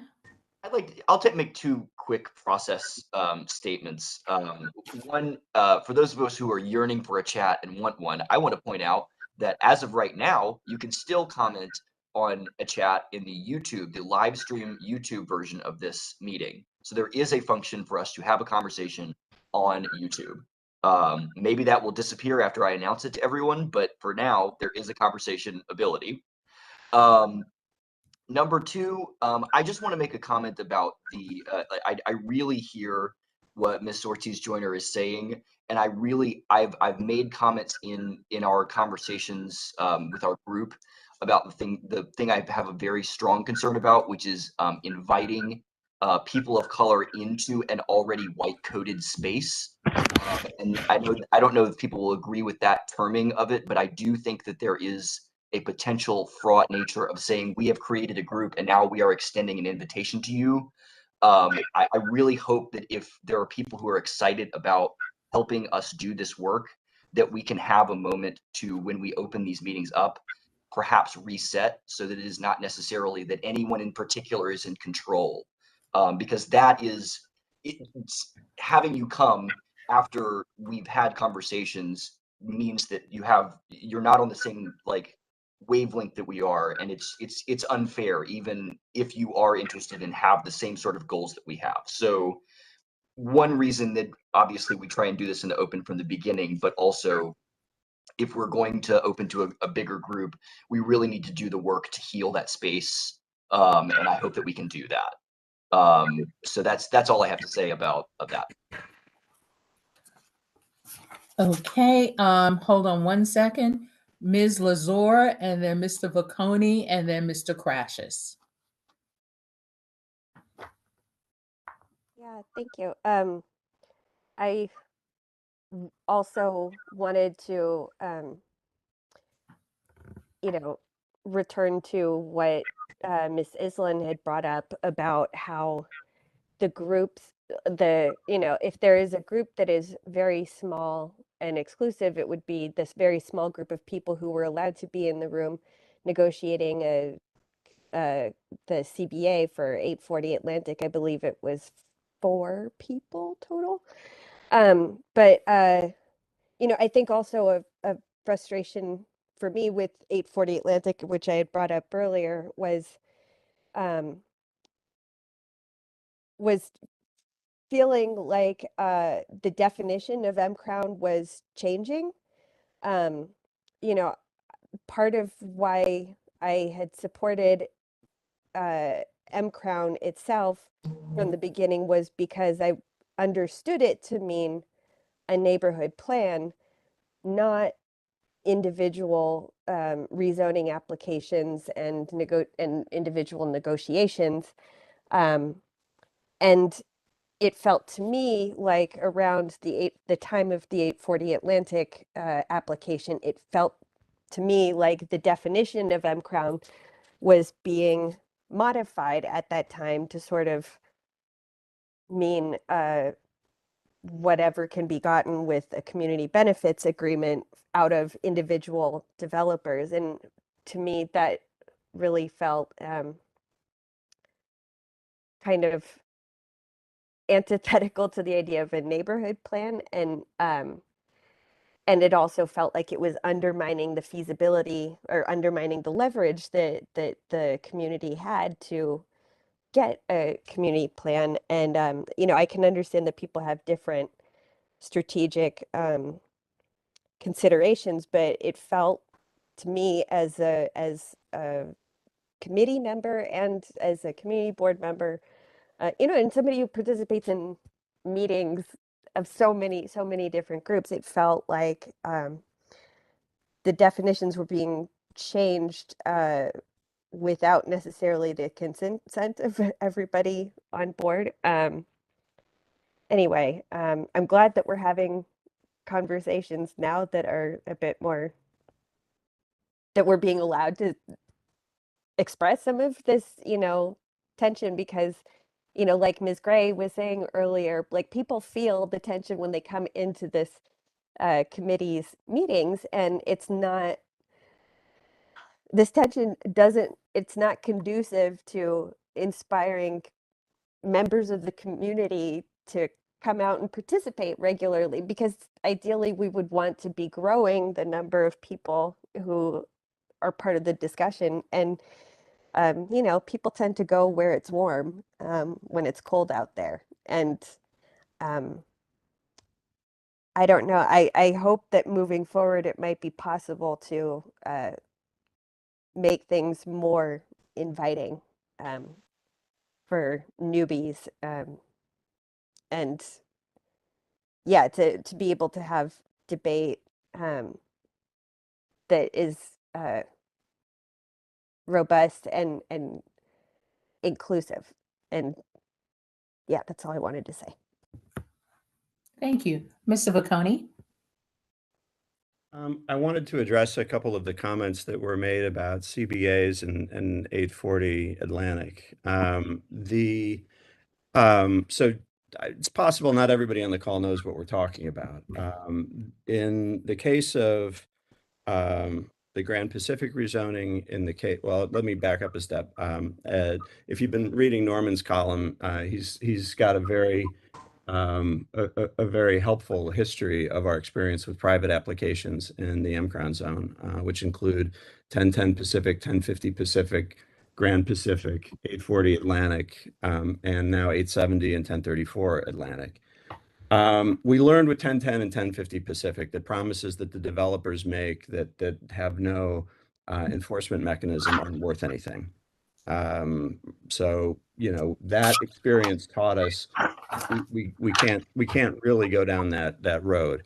Now, those two applications came early in the process, but by August of 2018, the community board, the then city council member Cumbo and then borough president Adams wrote a letter to Marissa Lago, who is the chair of the CPC, asking for a neighborhood rezoning. Probably a lot of you have read that letter. It's one of our foundational sort of documents we point to in the M-Crown process.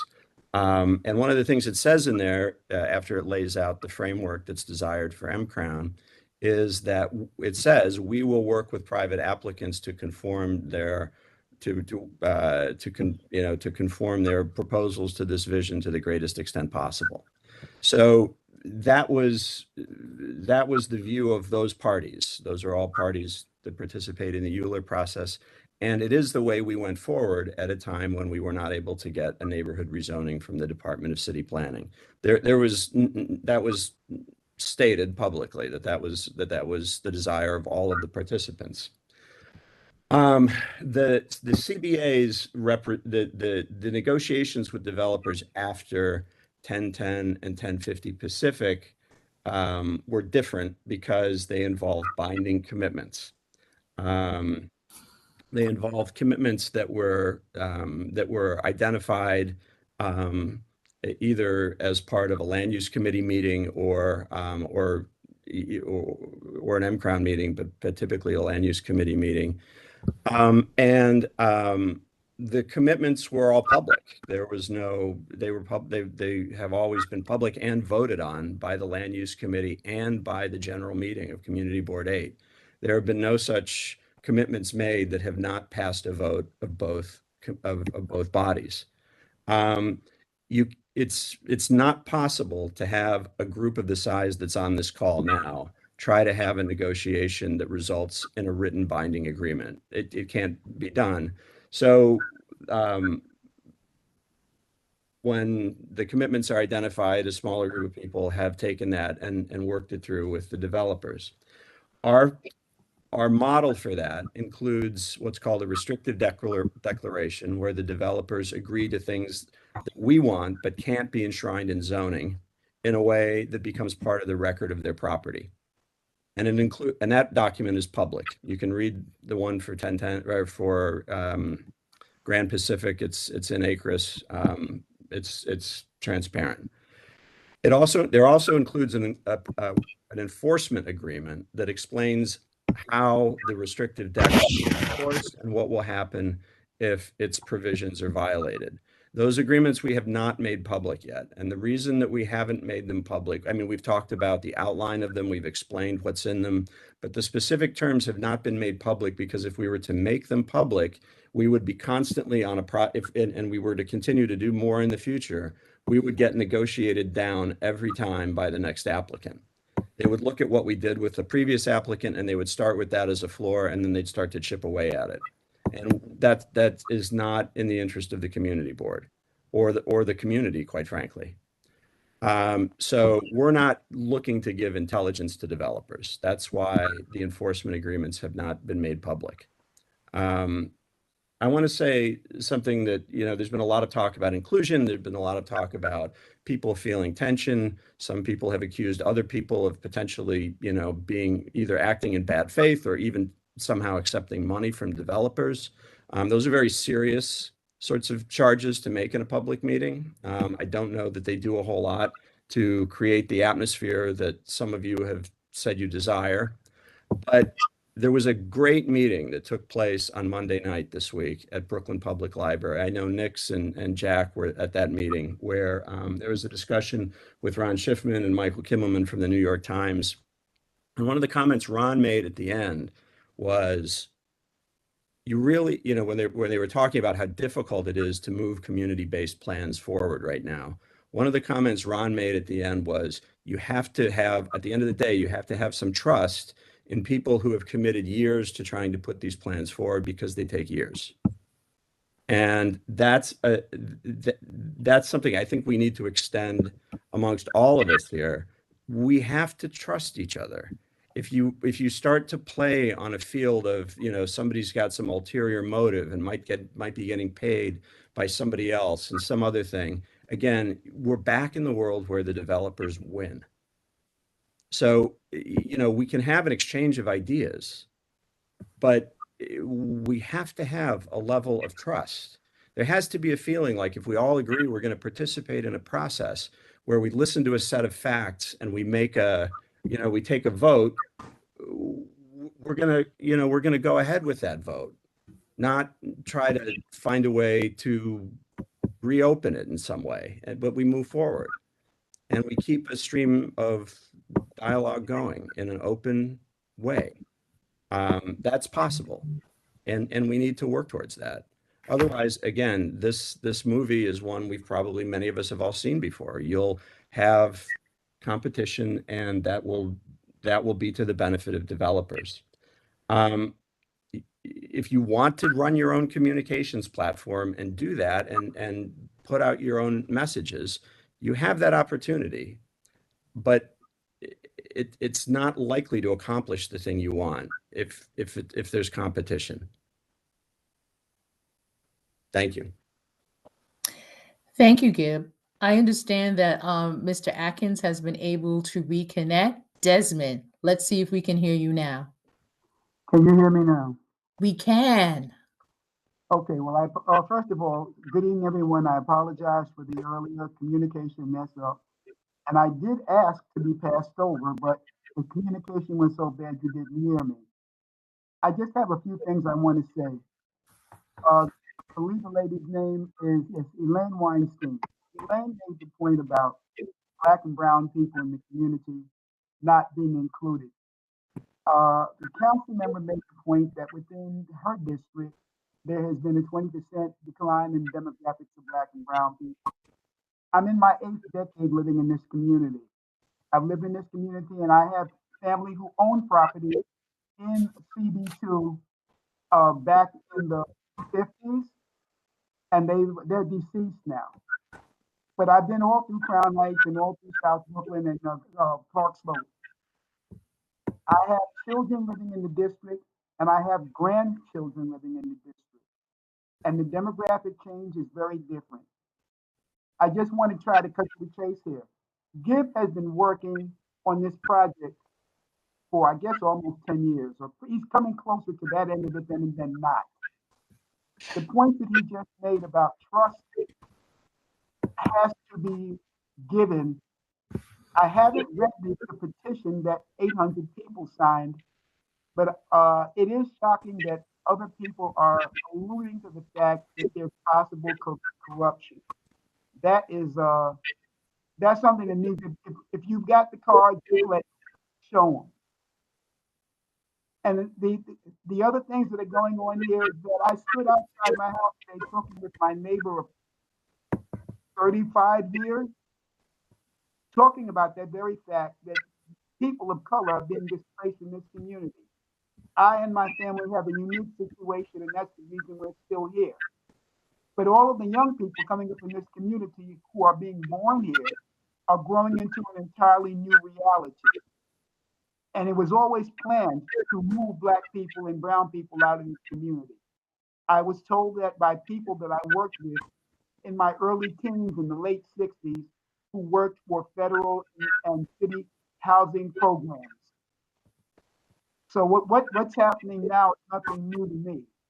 And that goes from all the way down by the Brooklyn and Manhattan bridges all the way out to the city line. The only way this is going to work together is for people to trust one another. And some of the things that have been said tonight basically show that you're not anywhere close to that. That there could be a lot of newer people who say, I've been here for decades. Well, I've been here more than 7.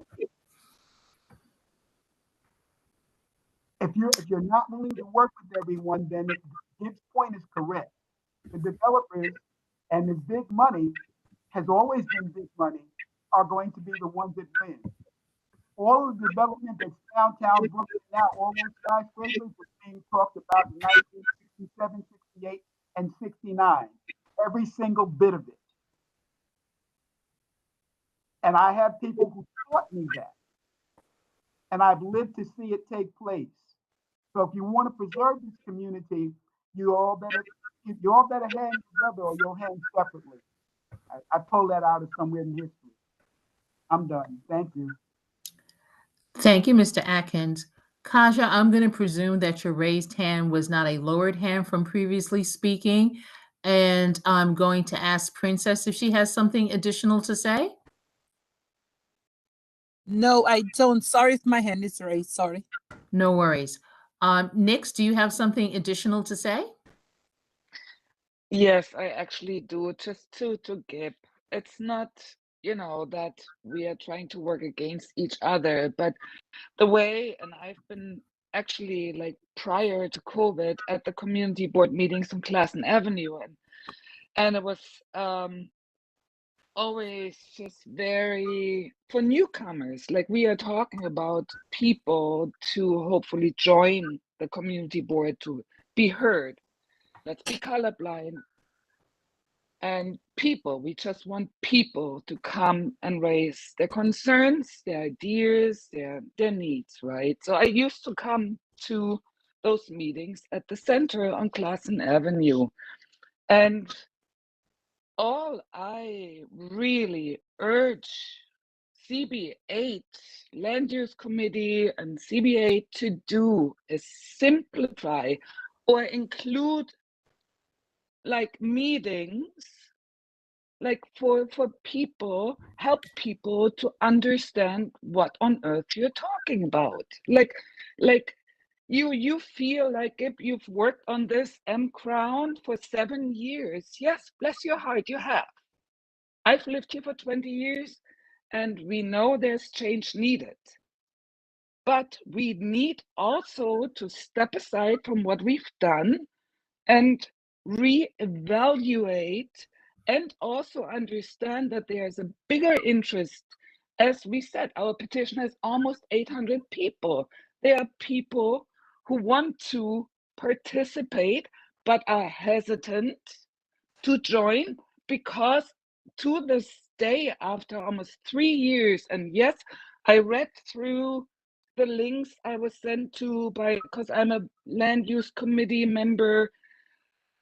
I read through these links, but I have a full-time job. I run my personal charity. I only have so much time. So there needs to be a simplified way for people to actually be able to raise a voice in comparison to you, because you normally always refer just to, oh, just read this or just educate yourself on that level. And that's where a certain amount of frustration stems from as well, because I've shown my passion. I've been with this for 3 years.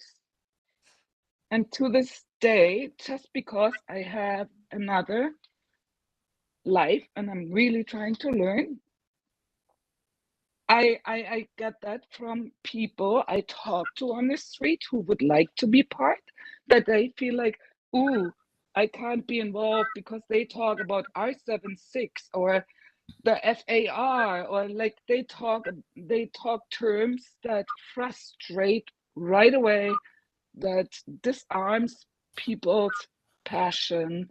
So we then together, as we talk about togetherness, let's come up with an idea actually to have a wonderful meeting and say create a territorium where people and everybody, when I became a land use committee member, I wish I would have gotten a invitational email from the land use committee saying hi, you are now a voting member of the land use, and here is some basic rules. Instead of expecting me, who I am passionate about it, to right away understand all those terms you always like to throw into the crowd. And I'm sorry, and this is really I'm still sitting here, and I will sit here for years to come, but I'm learning, and thank you all for what you're doing. I love that this conversation is happening. Thank you. Ms. Kuehl? Sorry to interrupt, but I've had my hand up for a while. I've only spoken once. I'm sorry, Pierre. I did not see your hand again. I've called on Ms. Kuehl. I'll call on you next.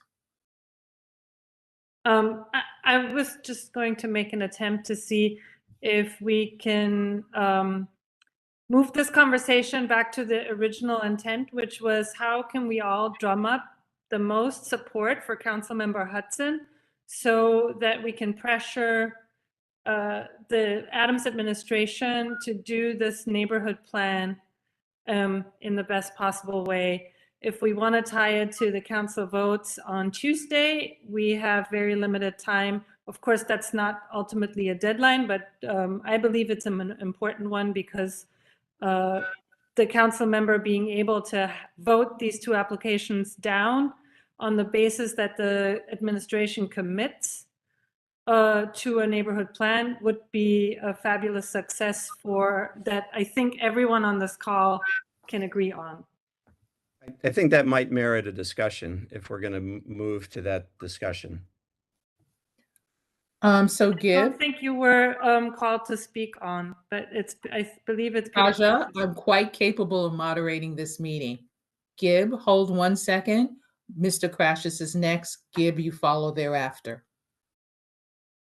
There we go. That's what I'm talking about. Ms. Wedderburn, I know you don't mean anything wrong by that. It's Wedderburn, and it's moderating the committee so that we can maintain order, Ms. Mitchell. Get it, but it's the way you present it. I'm just being honest with you. It's the way you present it, Ms. Wedderburn. That's all I'm saying. Okay, I'm done. Sorry to interrupt. May I speak? Yes, you. Thank you.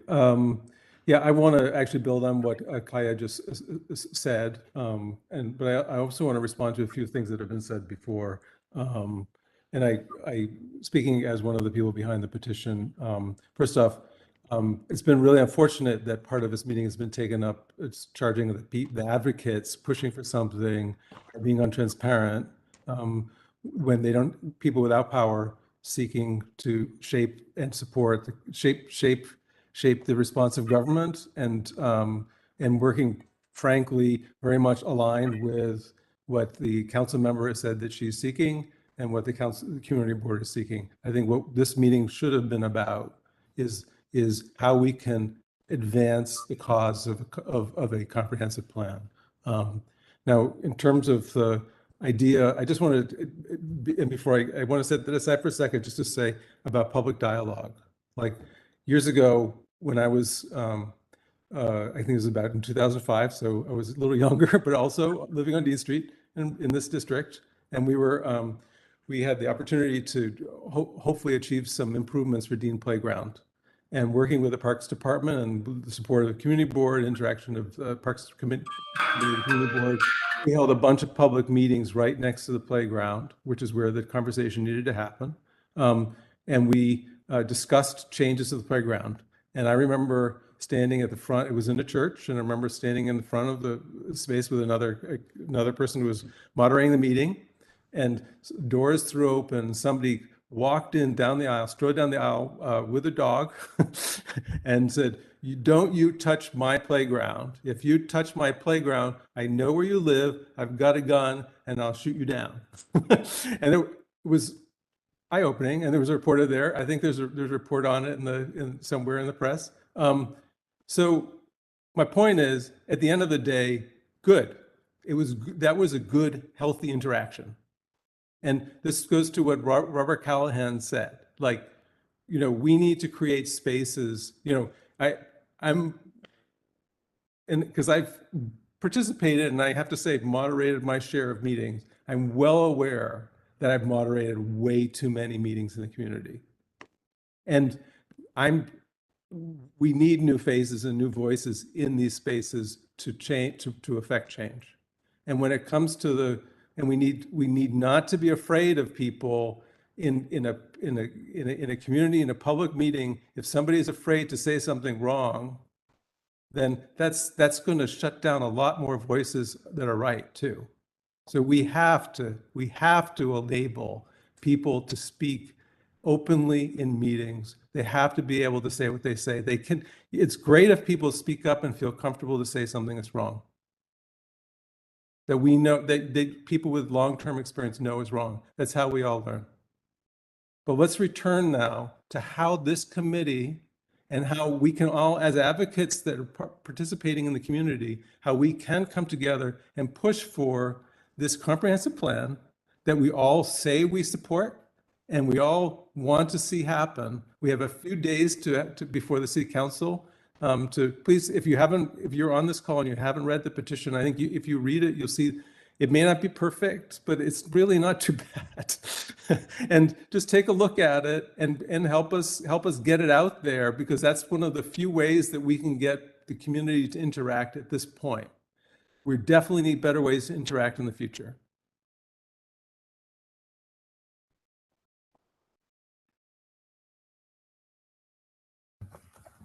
Thank you. And, Peter, I can certainly appreciate having a means for a better form of communication. One of the things that I'm particularly glad about is that calling this meeting today, because if you will note, there were no LPC matters before us. And I made the decision that this was an opportunity for us to talk to one another.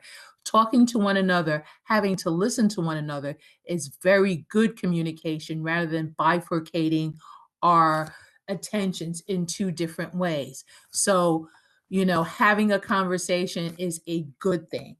Knowing that there is a deadline is a good thing.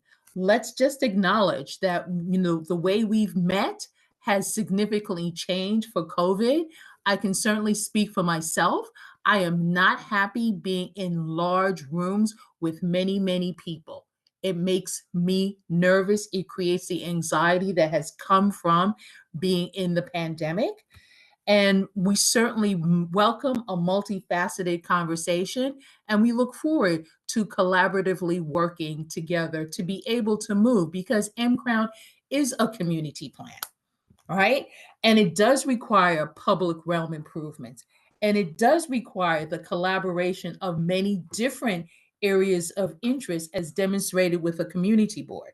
The community board's primary responsibility is to interact with different city agencies that affect the quality of our life, specifically sanitation, public safety, education, land use, housing. And we acknowledge one thing we can all attest to is that there have been significant changes since whenever we've entered the community. As a long-term resident, I've seen people not be able to stay in the communities. I've personally witnessed having younger members of my family having to make other choices than the neighborhoods they know best, close to their mother, their grandmother, and their aunt. So we all collectively have worked together.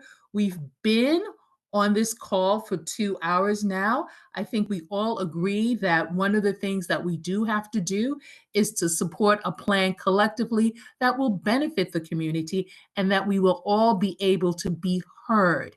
And I have to say this, you don't always win with a vote. There have been times I've been on the losing side of the vote, quote unquote, and a winning side of the vote. What makes the difference, what makes our community board have the ability to be different from others, because as Mr. Vacconi said, it is very rare that a community board comes up with a plan and then has something happen, like the Crown Heights West rezoning, which came for affordability, was undercut by MIH. The rezoning for that, what's now designated as M-Crown, the M11 zone, did not happen because the city did not have funds to offer for the necessary studies. We're looking forward to being able to work collaboratively with DCP, but it's not DCP, the Department of City Planning, that's making this plan by themselves. We, the members of the community, are making our voices heard as to what's important for us, so that we are centering the plan around our neighbors, our community, our parks, our public safety, our schools, and to be able to have the kinds of people that I'm very sad to see my neighbors move away. And the only time I see them move away, it's times like this. The weather is warmer and you know someone's had to relocate, probably to a smaller apartment, and further away from the core of this community. And I appreciate everyone's work on this and their participation in all of this evening. Sharon, can you though answer just my question about supporting a comprehensive plan at this stage, this moment? This moment, the plan that we have before us is to make sure that we have the fullest plan before us, inclusive of all of the issues that have been brought up as represented by the M1 plan, the M-Crown plan.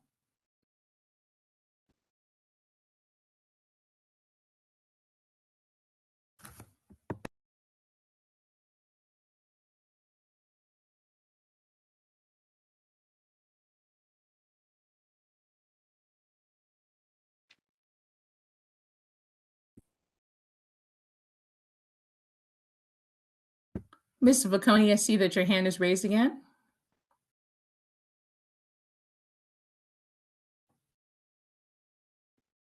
Muted.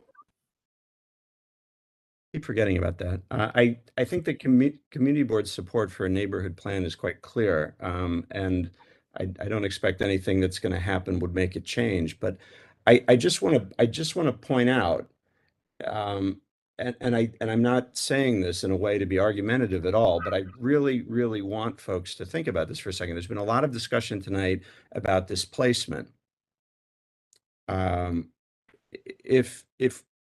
Let's say, between now and Tuesday morning, the Department of City Planning and the City of New York makes a commitment to do the neighborhood plan. I think we'd all be delighted to see that. That would mean that we would get uniformity throughout the district. We'd have control of the whole thing. We wouldn't have this problem of tag-along properties and private applications. A lot of that stuff would be solved. personally, I could go off into the sunset and I would probably be cheered by many of you doing that. But I want to say that if you think about practically what that would mean for some of the things we've talked about affordable housing and displacement, if then the applications on Atlantic Avenue were rejected because the neighborhood plan passed, what that would mean is the housing that eventually got built there would come years later, and people would be displaced in that time frame. And when the housing came later, the housing that came in later would, at least today, given the contours of MIH, not have deep affordability. It would likely not have, it would not likely be 30% AMI. So there is this point where, I think, and I have a sense that this is an area that some of us may not see it the same. For some of us, the comprehensive plan, philosophically may be the most important, and that's fine. For some of us, the idea of finding housing that is deeply affordable for people at risk of displacement from this community might be the most important, and that's also fine.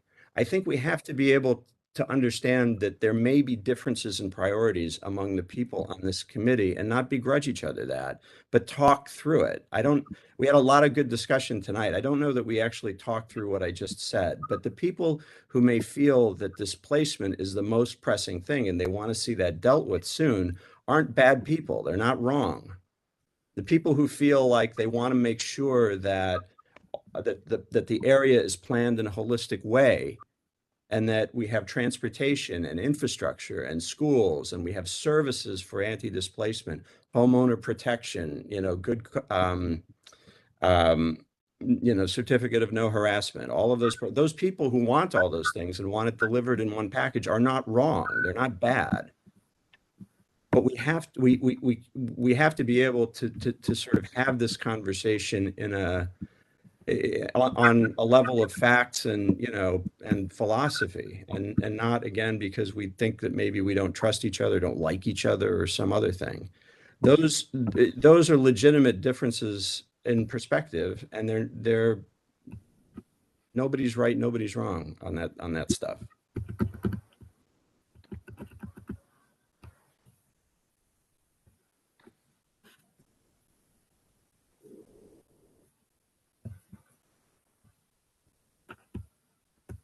Are we finished?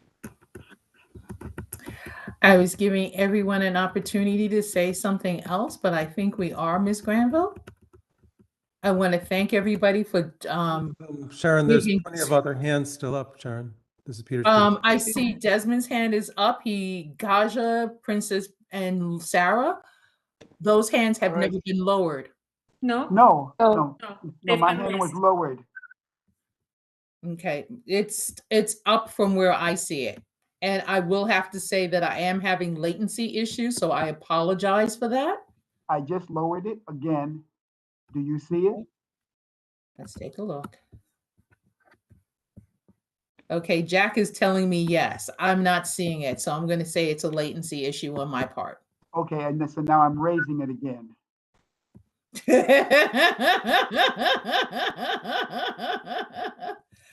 All right, Mr. Atkins, go ahead. Thank you. I'd like to make 1 or 2 points.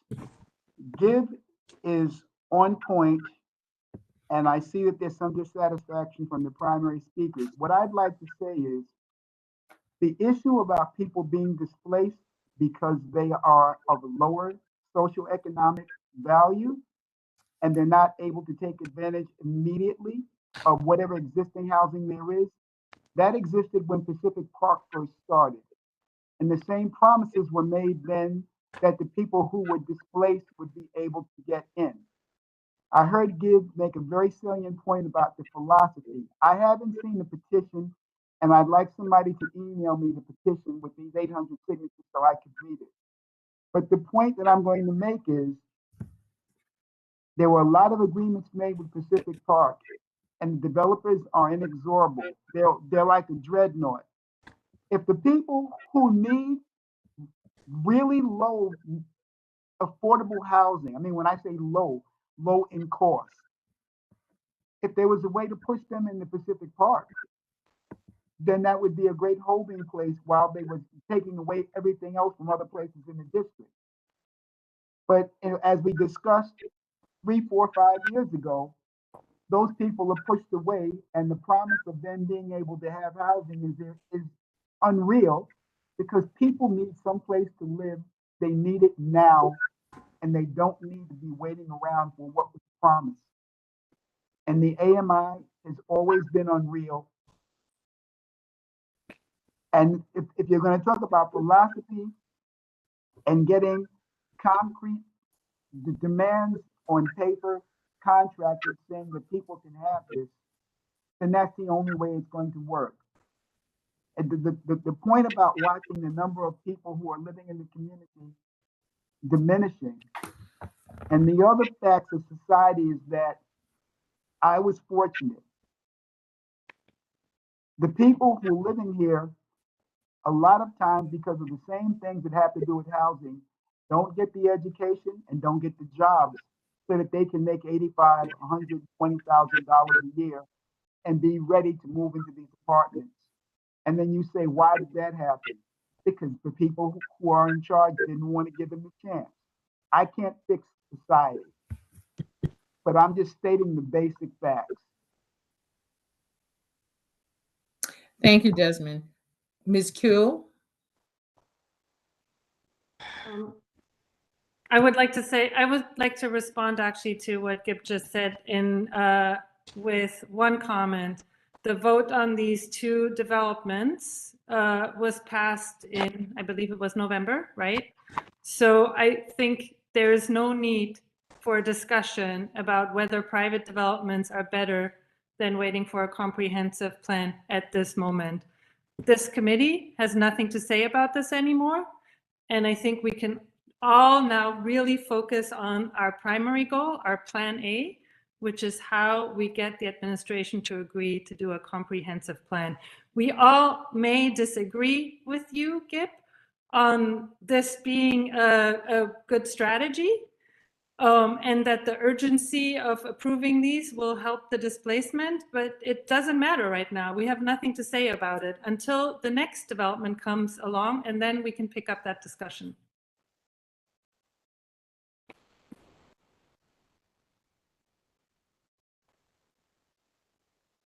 I don't think you need to put words in my mouth.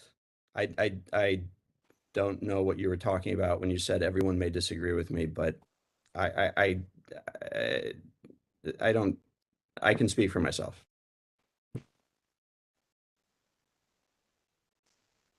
And here we go. Come on, Gib. This is what we're talking about. At least this is what me as an outsider looking in, this is what I see. I understand that I don't know what the relationship is, but it looks like now there's hostility there. Was that comment really necessary? Everybody's got to bite their tongue just a little bit. That's all I'm saying, so that we can try to get along. That's all.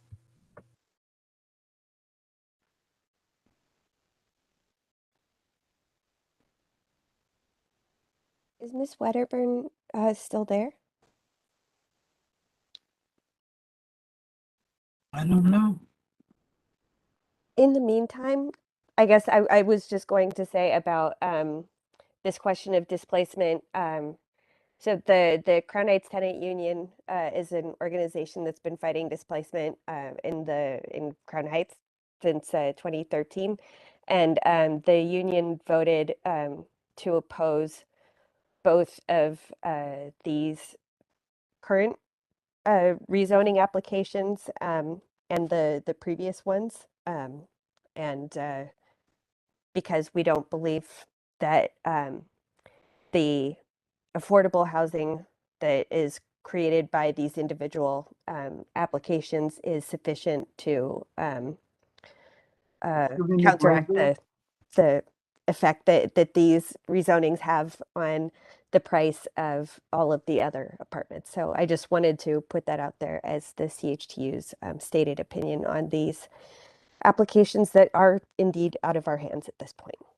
Sharon texted me her internet. Princess Ben James, you should speak. You've had your hand up for a while. Oh, hello. Hi, good evening. You know what? I'm looking at a text that was sent to my phone, and I hear everybody's commenting, and I'm a homeowner. Somebody asked me to buy my property. I imply said, please do not call me. Do you know what that person texts me? Oh, I'm going to hit you up for drugs, and very explicit. I'm going to read a text that was sent to me because somebody asked me, a Caucasian person asked me, as a Black woman, and I know that person knew I'm Black. He said, you effing Black people can never own anything. You know, you always done asshole trying to keep us down. You're acting like you're on a slave ship. That was sent to my text, my private number. So when I speak, I know what I'm talking about. This is somebody tried to text me about buying my property, and all I said, put me on your do not call list. So when you speak, I know as a homeowner and the harassment that I am getting about my property, and as a Black woman. This was sent, this is a text I just read that was sent to my private phone. So we're talking about this, even when you own, people still expect you to move out of this community because I was told this community is changing. And why are you still here? So you know what? I'm hearing what everybody is saying. I respect that. So when I make the comment, because when I said it's like a token, the way it was sung when the person, or a Black person is on.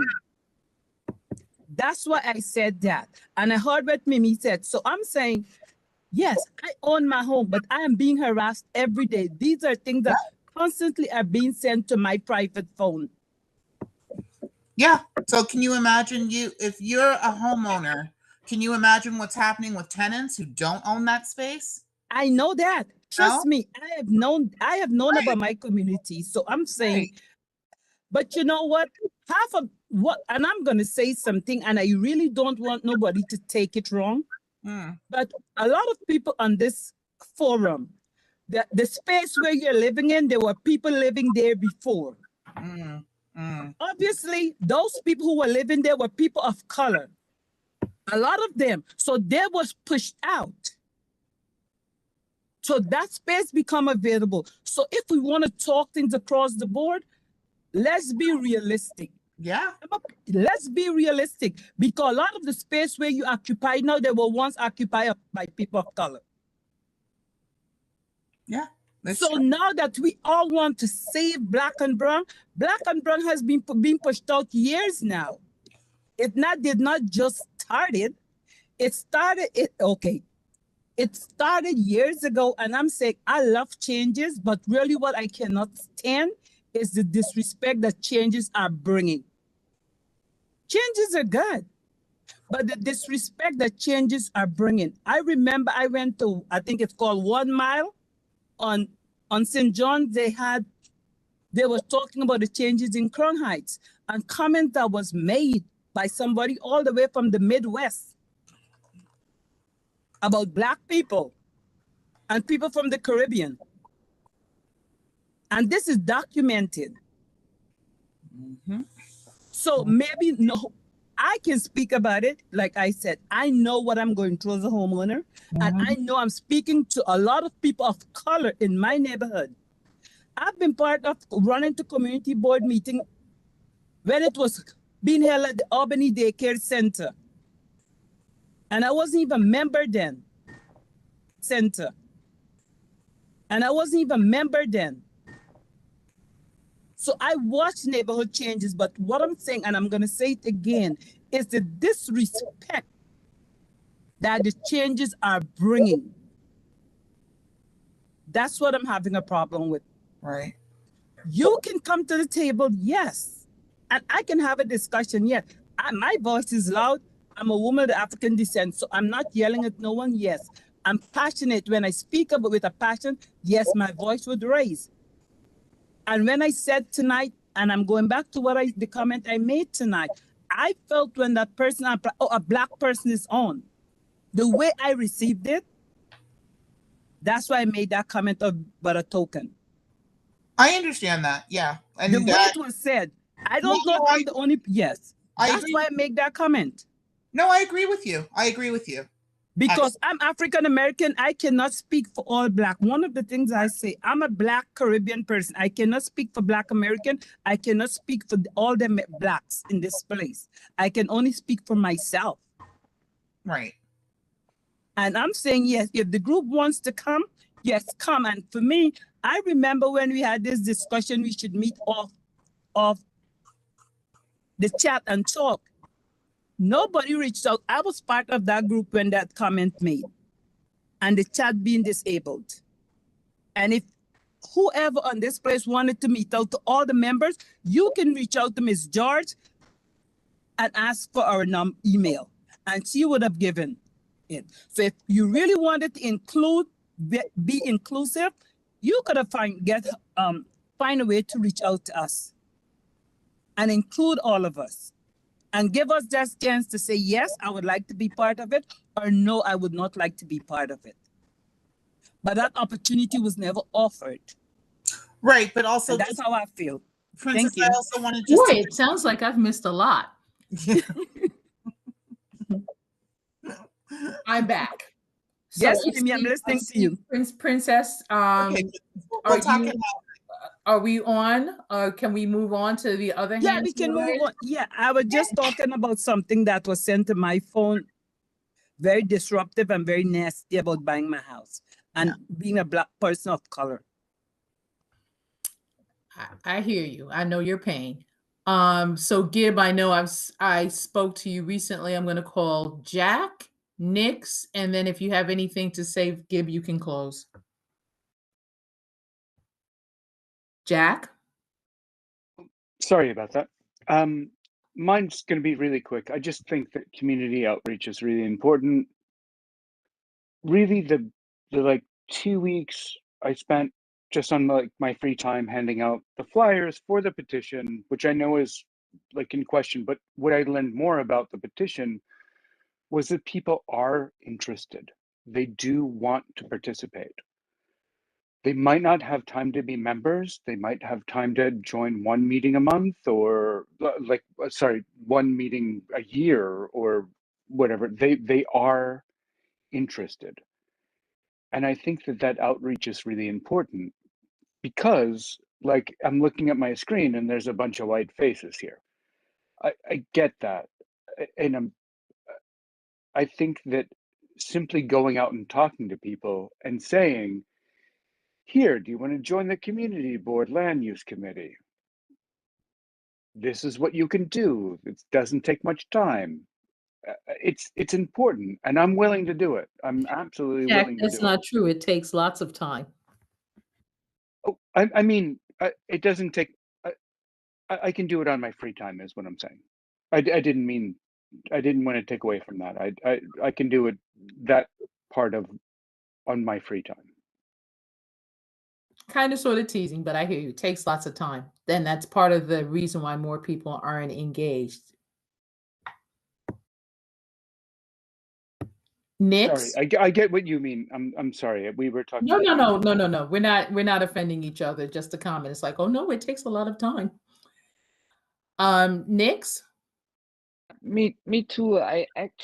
This was one of my favorite meetings because we actually had like an open, like kind of fencing, like talking conversation. And I want to thank everybody here for being so passionate about exactly trying to find the common ground. And like I am like a petitioner, like I am with the petition. So I do hope that we manage to get more signatures before the vote next week, because I think we all agree that it would be awesome to just halt it and give it a pause and really like rethink it to make it truly like a neighborhood, like affordable for everybody. And on that note too, like I want to say I am also like I've been here for so long. Like I don't know if any of you know Jazz 966 on Fulton Street. Mr. Sam Pym was a dear friend of mine, and I just for my credibility that I'm really here because I care. And thank you for your time and thank you for what you're doing. And I'm looking forward to working with everybody. Like, thank you. Gib? I have a question for Sarah, who had mentioned the Crown Heights Tenants Union vote not to support these two applications on the basis of they're not providing enough affordable housing. And I mean, these would both be, let's say, 15-story buildings, MIH3, which would mean 20% of the floor area affordable at 30% AMI. Now, if let's say the applications are rejected on Tuesday and a neighborhood plan is passed, on those same lots, there would be 14-story buildings, and they would be MIH1, most likely, which would be 25% affordable at 60% AMI. Is that something the Crown Heights Tenant Union would support? So if those two applications are rejected on Tuesday, as I understand it, nothing is going to be built there at the moment. And then when the community plan process happens, at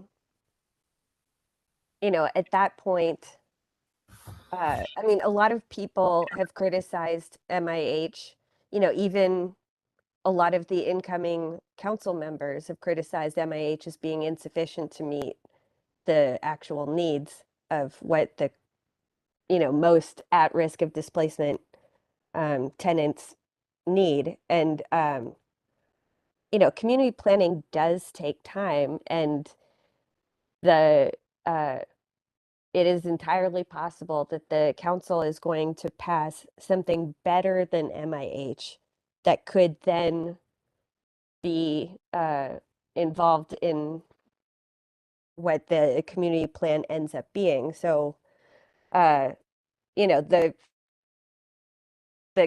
Crown Heights Tenant Union's position on these two particular applications is that, MIH doesn't make up for the effect that all of the unaffordable units would have on the surrounding area.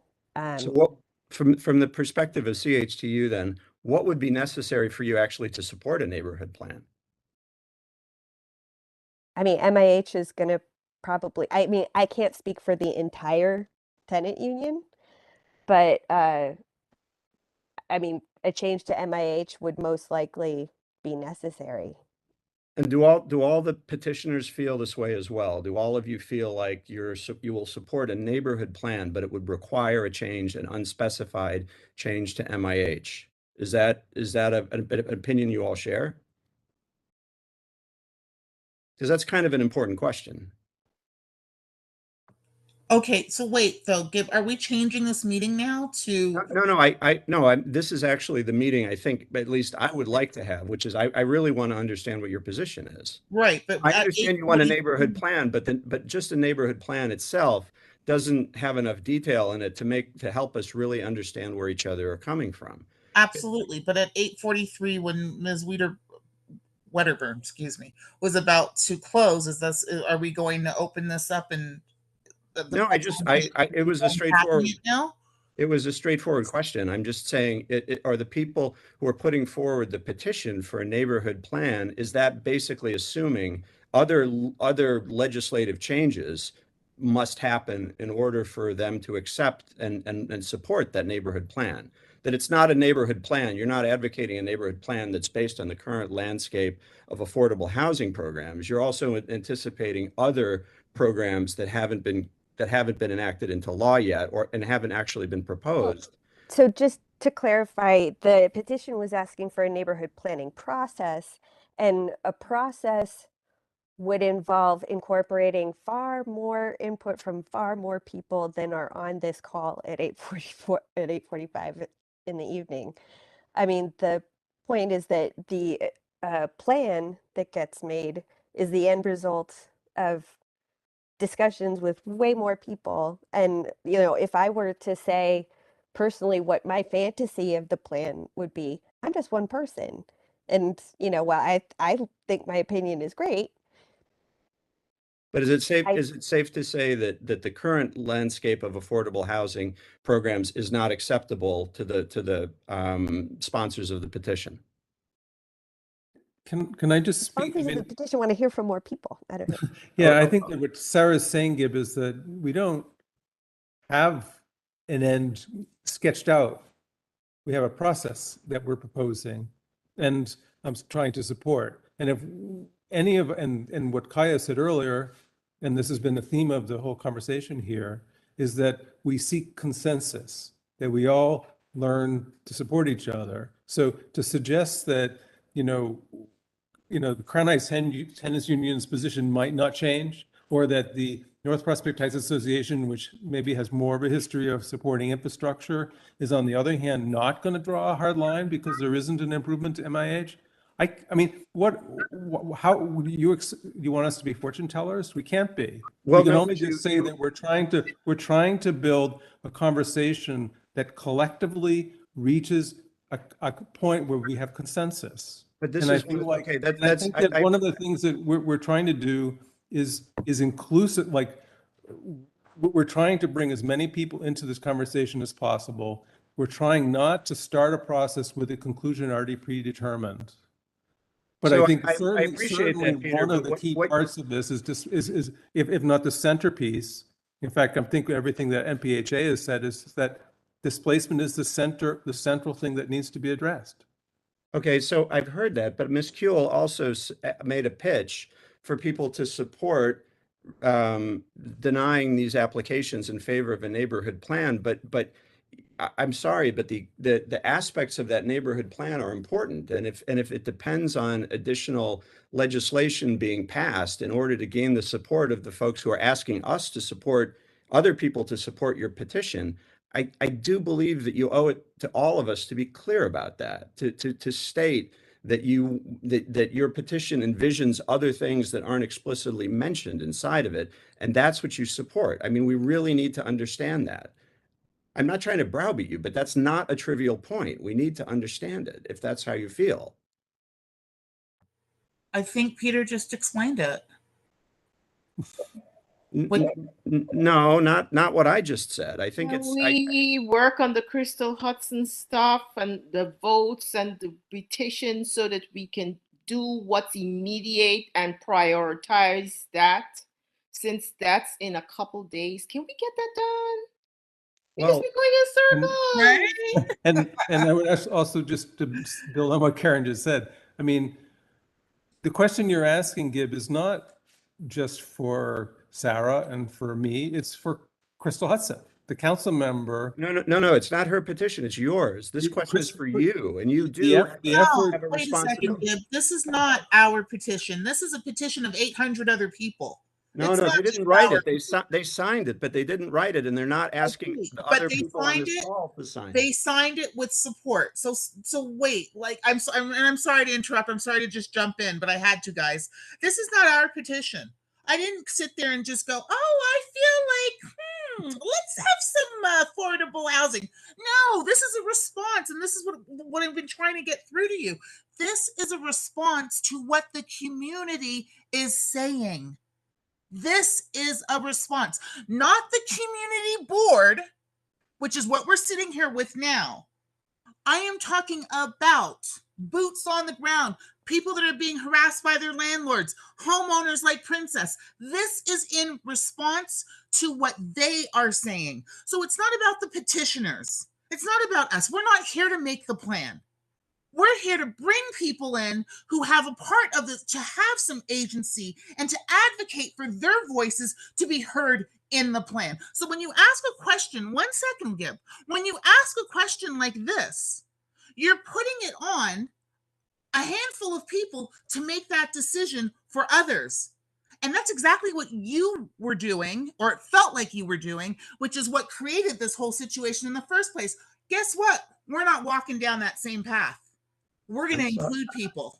I'm sorry, but in order for people to work together and understand the goals, their goals, their own goals, have to be stated, and otherwise we'll end up in the exact situation that we had talked about before, where people end up opposing each other because, in fact, they didn't share the same goals at the beginning. They just tried to get involved with something that was convenient at the time together. This is I stuff agree with you on we've all that. done Yeah, before. I agree with you on that. So You're correct on that I'm part. not trying, again, I just think I think it's reasonable to ask what that position is. And now I think, even though, we haven't gotten it down to any particular ask with respect to affordability or quantity of housing, it is clear that your expectation is more than the current legislative options. Most likely. But you know what? It's not about me, and it's not about these people here. And that's the point I keep trying to get across to you. It's about our larger community. They're going to decide. They're going to let us know. So for us to sit here and talk about MIH 1 and 3 and all, they're going to decide that, not us. That's why we're not dancing around the point. It's not that. It's just that we're not taking it on to decide it for other people unless we have the permission to speak to them about it. So now that you have come to the table and we've come to the table and said, hey, you know what, we really, there's a gap and we need to bridge this gap and we need to work together. Our next meeting will be, hey, how do we want to do outreach? Do we want to maybe do a town hall? Do we want to do virtual? Do we want to do whatever? Let's get people involved. We are not. Don't do the town hall like we had for Vanderbilt Open Streets, because people are still grumbling about that. Please. What happened, Karen? I'm gonna leave that alone. Bye. Sorry, no, I didn't hear you. I didn't hear you. So I was sitting at that town hall and my mouth was falling open constantly and going, huh? What? I wasn't there. I'm sorry I missed it. You'll have to tell me about it. But Karen, do you understand what I'm trying to say though? Like, we have to prioritize. We have Crystal Hudson, City Council. We have to make a vote. Let's get it done now. Everything else is not that priority. Let's do that. Let's go out and get that done. Done. Is that cool, Gib? No, that's not the way I look at it. I'm sorry. I have to tell you when I disagree with you because we have to be honest with each other. Who is Gib? He's not an officer of this committee. Why is Gib 90% of this committee? I'm so tired of it. Mr. Thin Skin, who has to respond every time someone puts words in his mouth, and we have to sit here while he puts words in our mouth. Can we please move forward from Gib Baconi and take control of the meeting? Thank you. I was just asked a question. I was responding. Okay. Well, you know what? Let's table this for now and have cooler heads come back in, because clearly, I think we're tired. We have been talking about this for quite a while. So why don't we just... We're done. I think we should be finished and just go focus on the votes to help Crystal Hudson and get it done. Exactly. I'm telling you, when you mentioned town meeting, you had me here.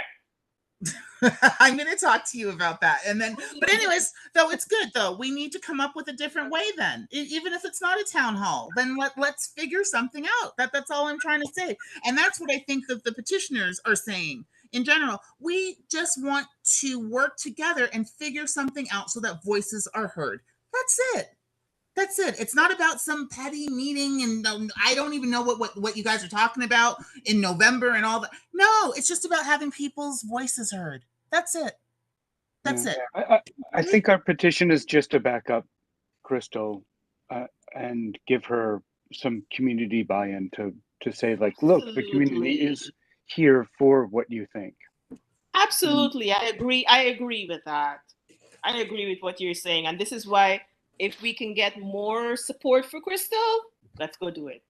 Amen. I'm with you. So I'm so glad that we've had this opportunity to talk for almost 3 hours now. And this is something everyone has said has been sorely lacking.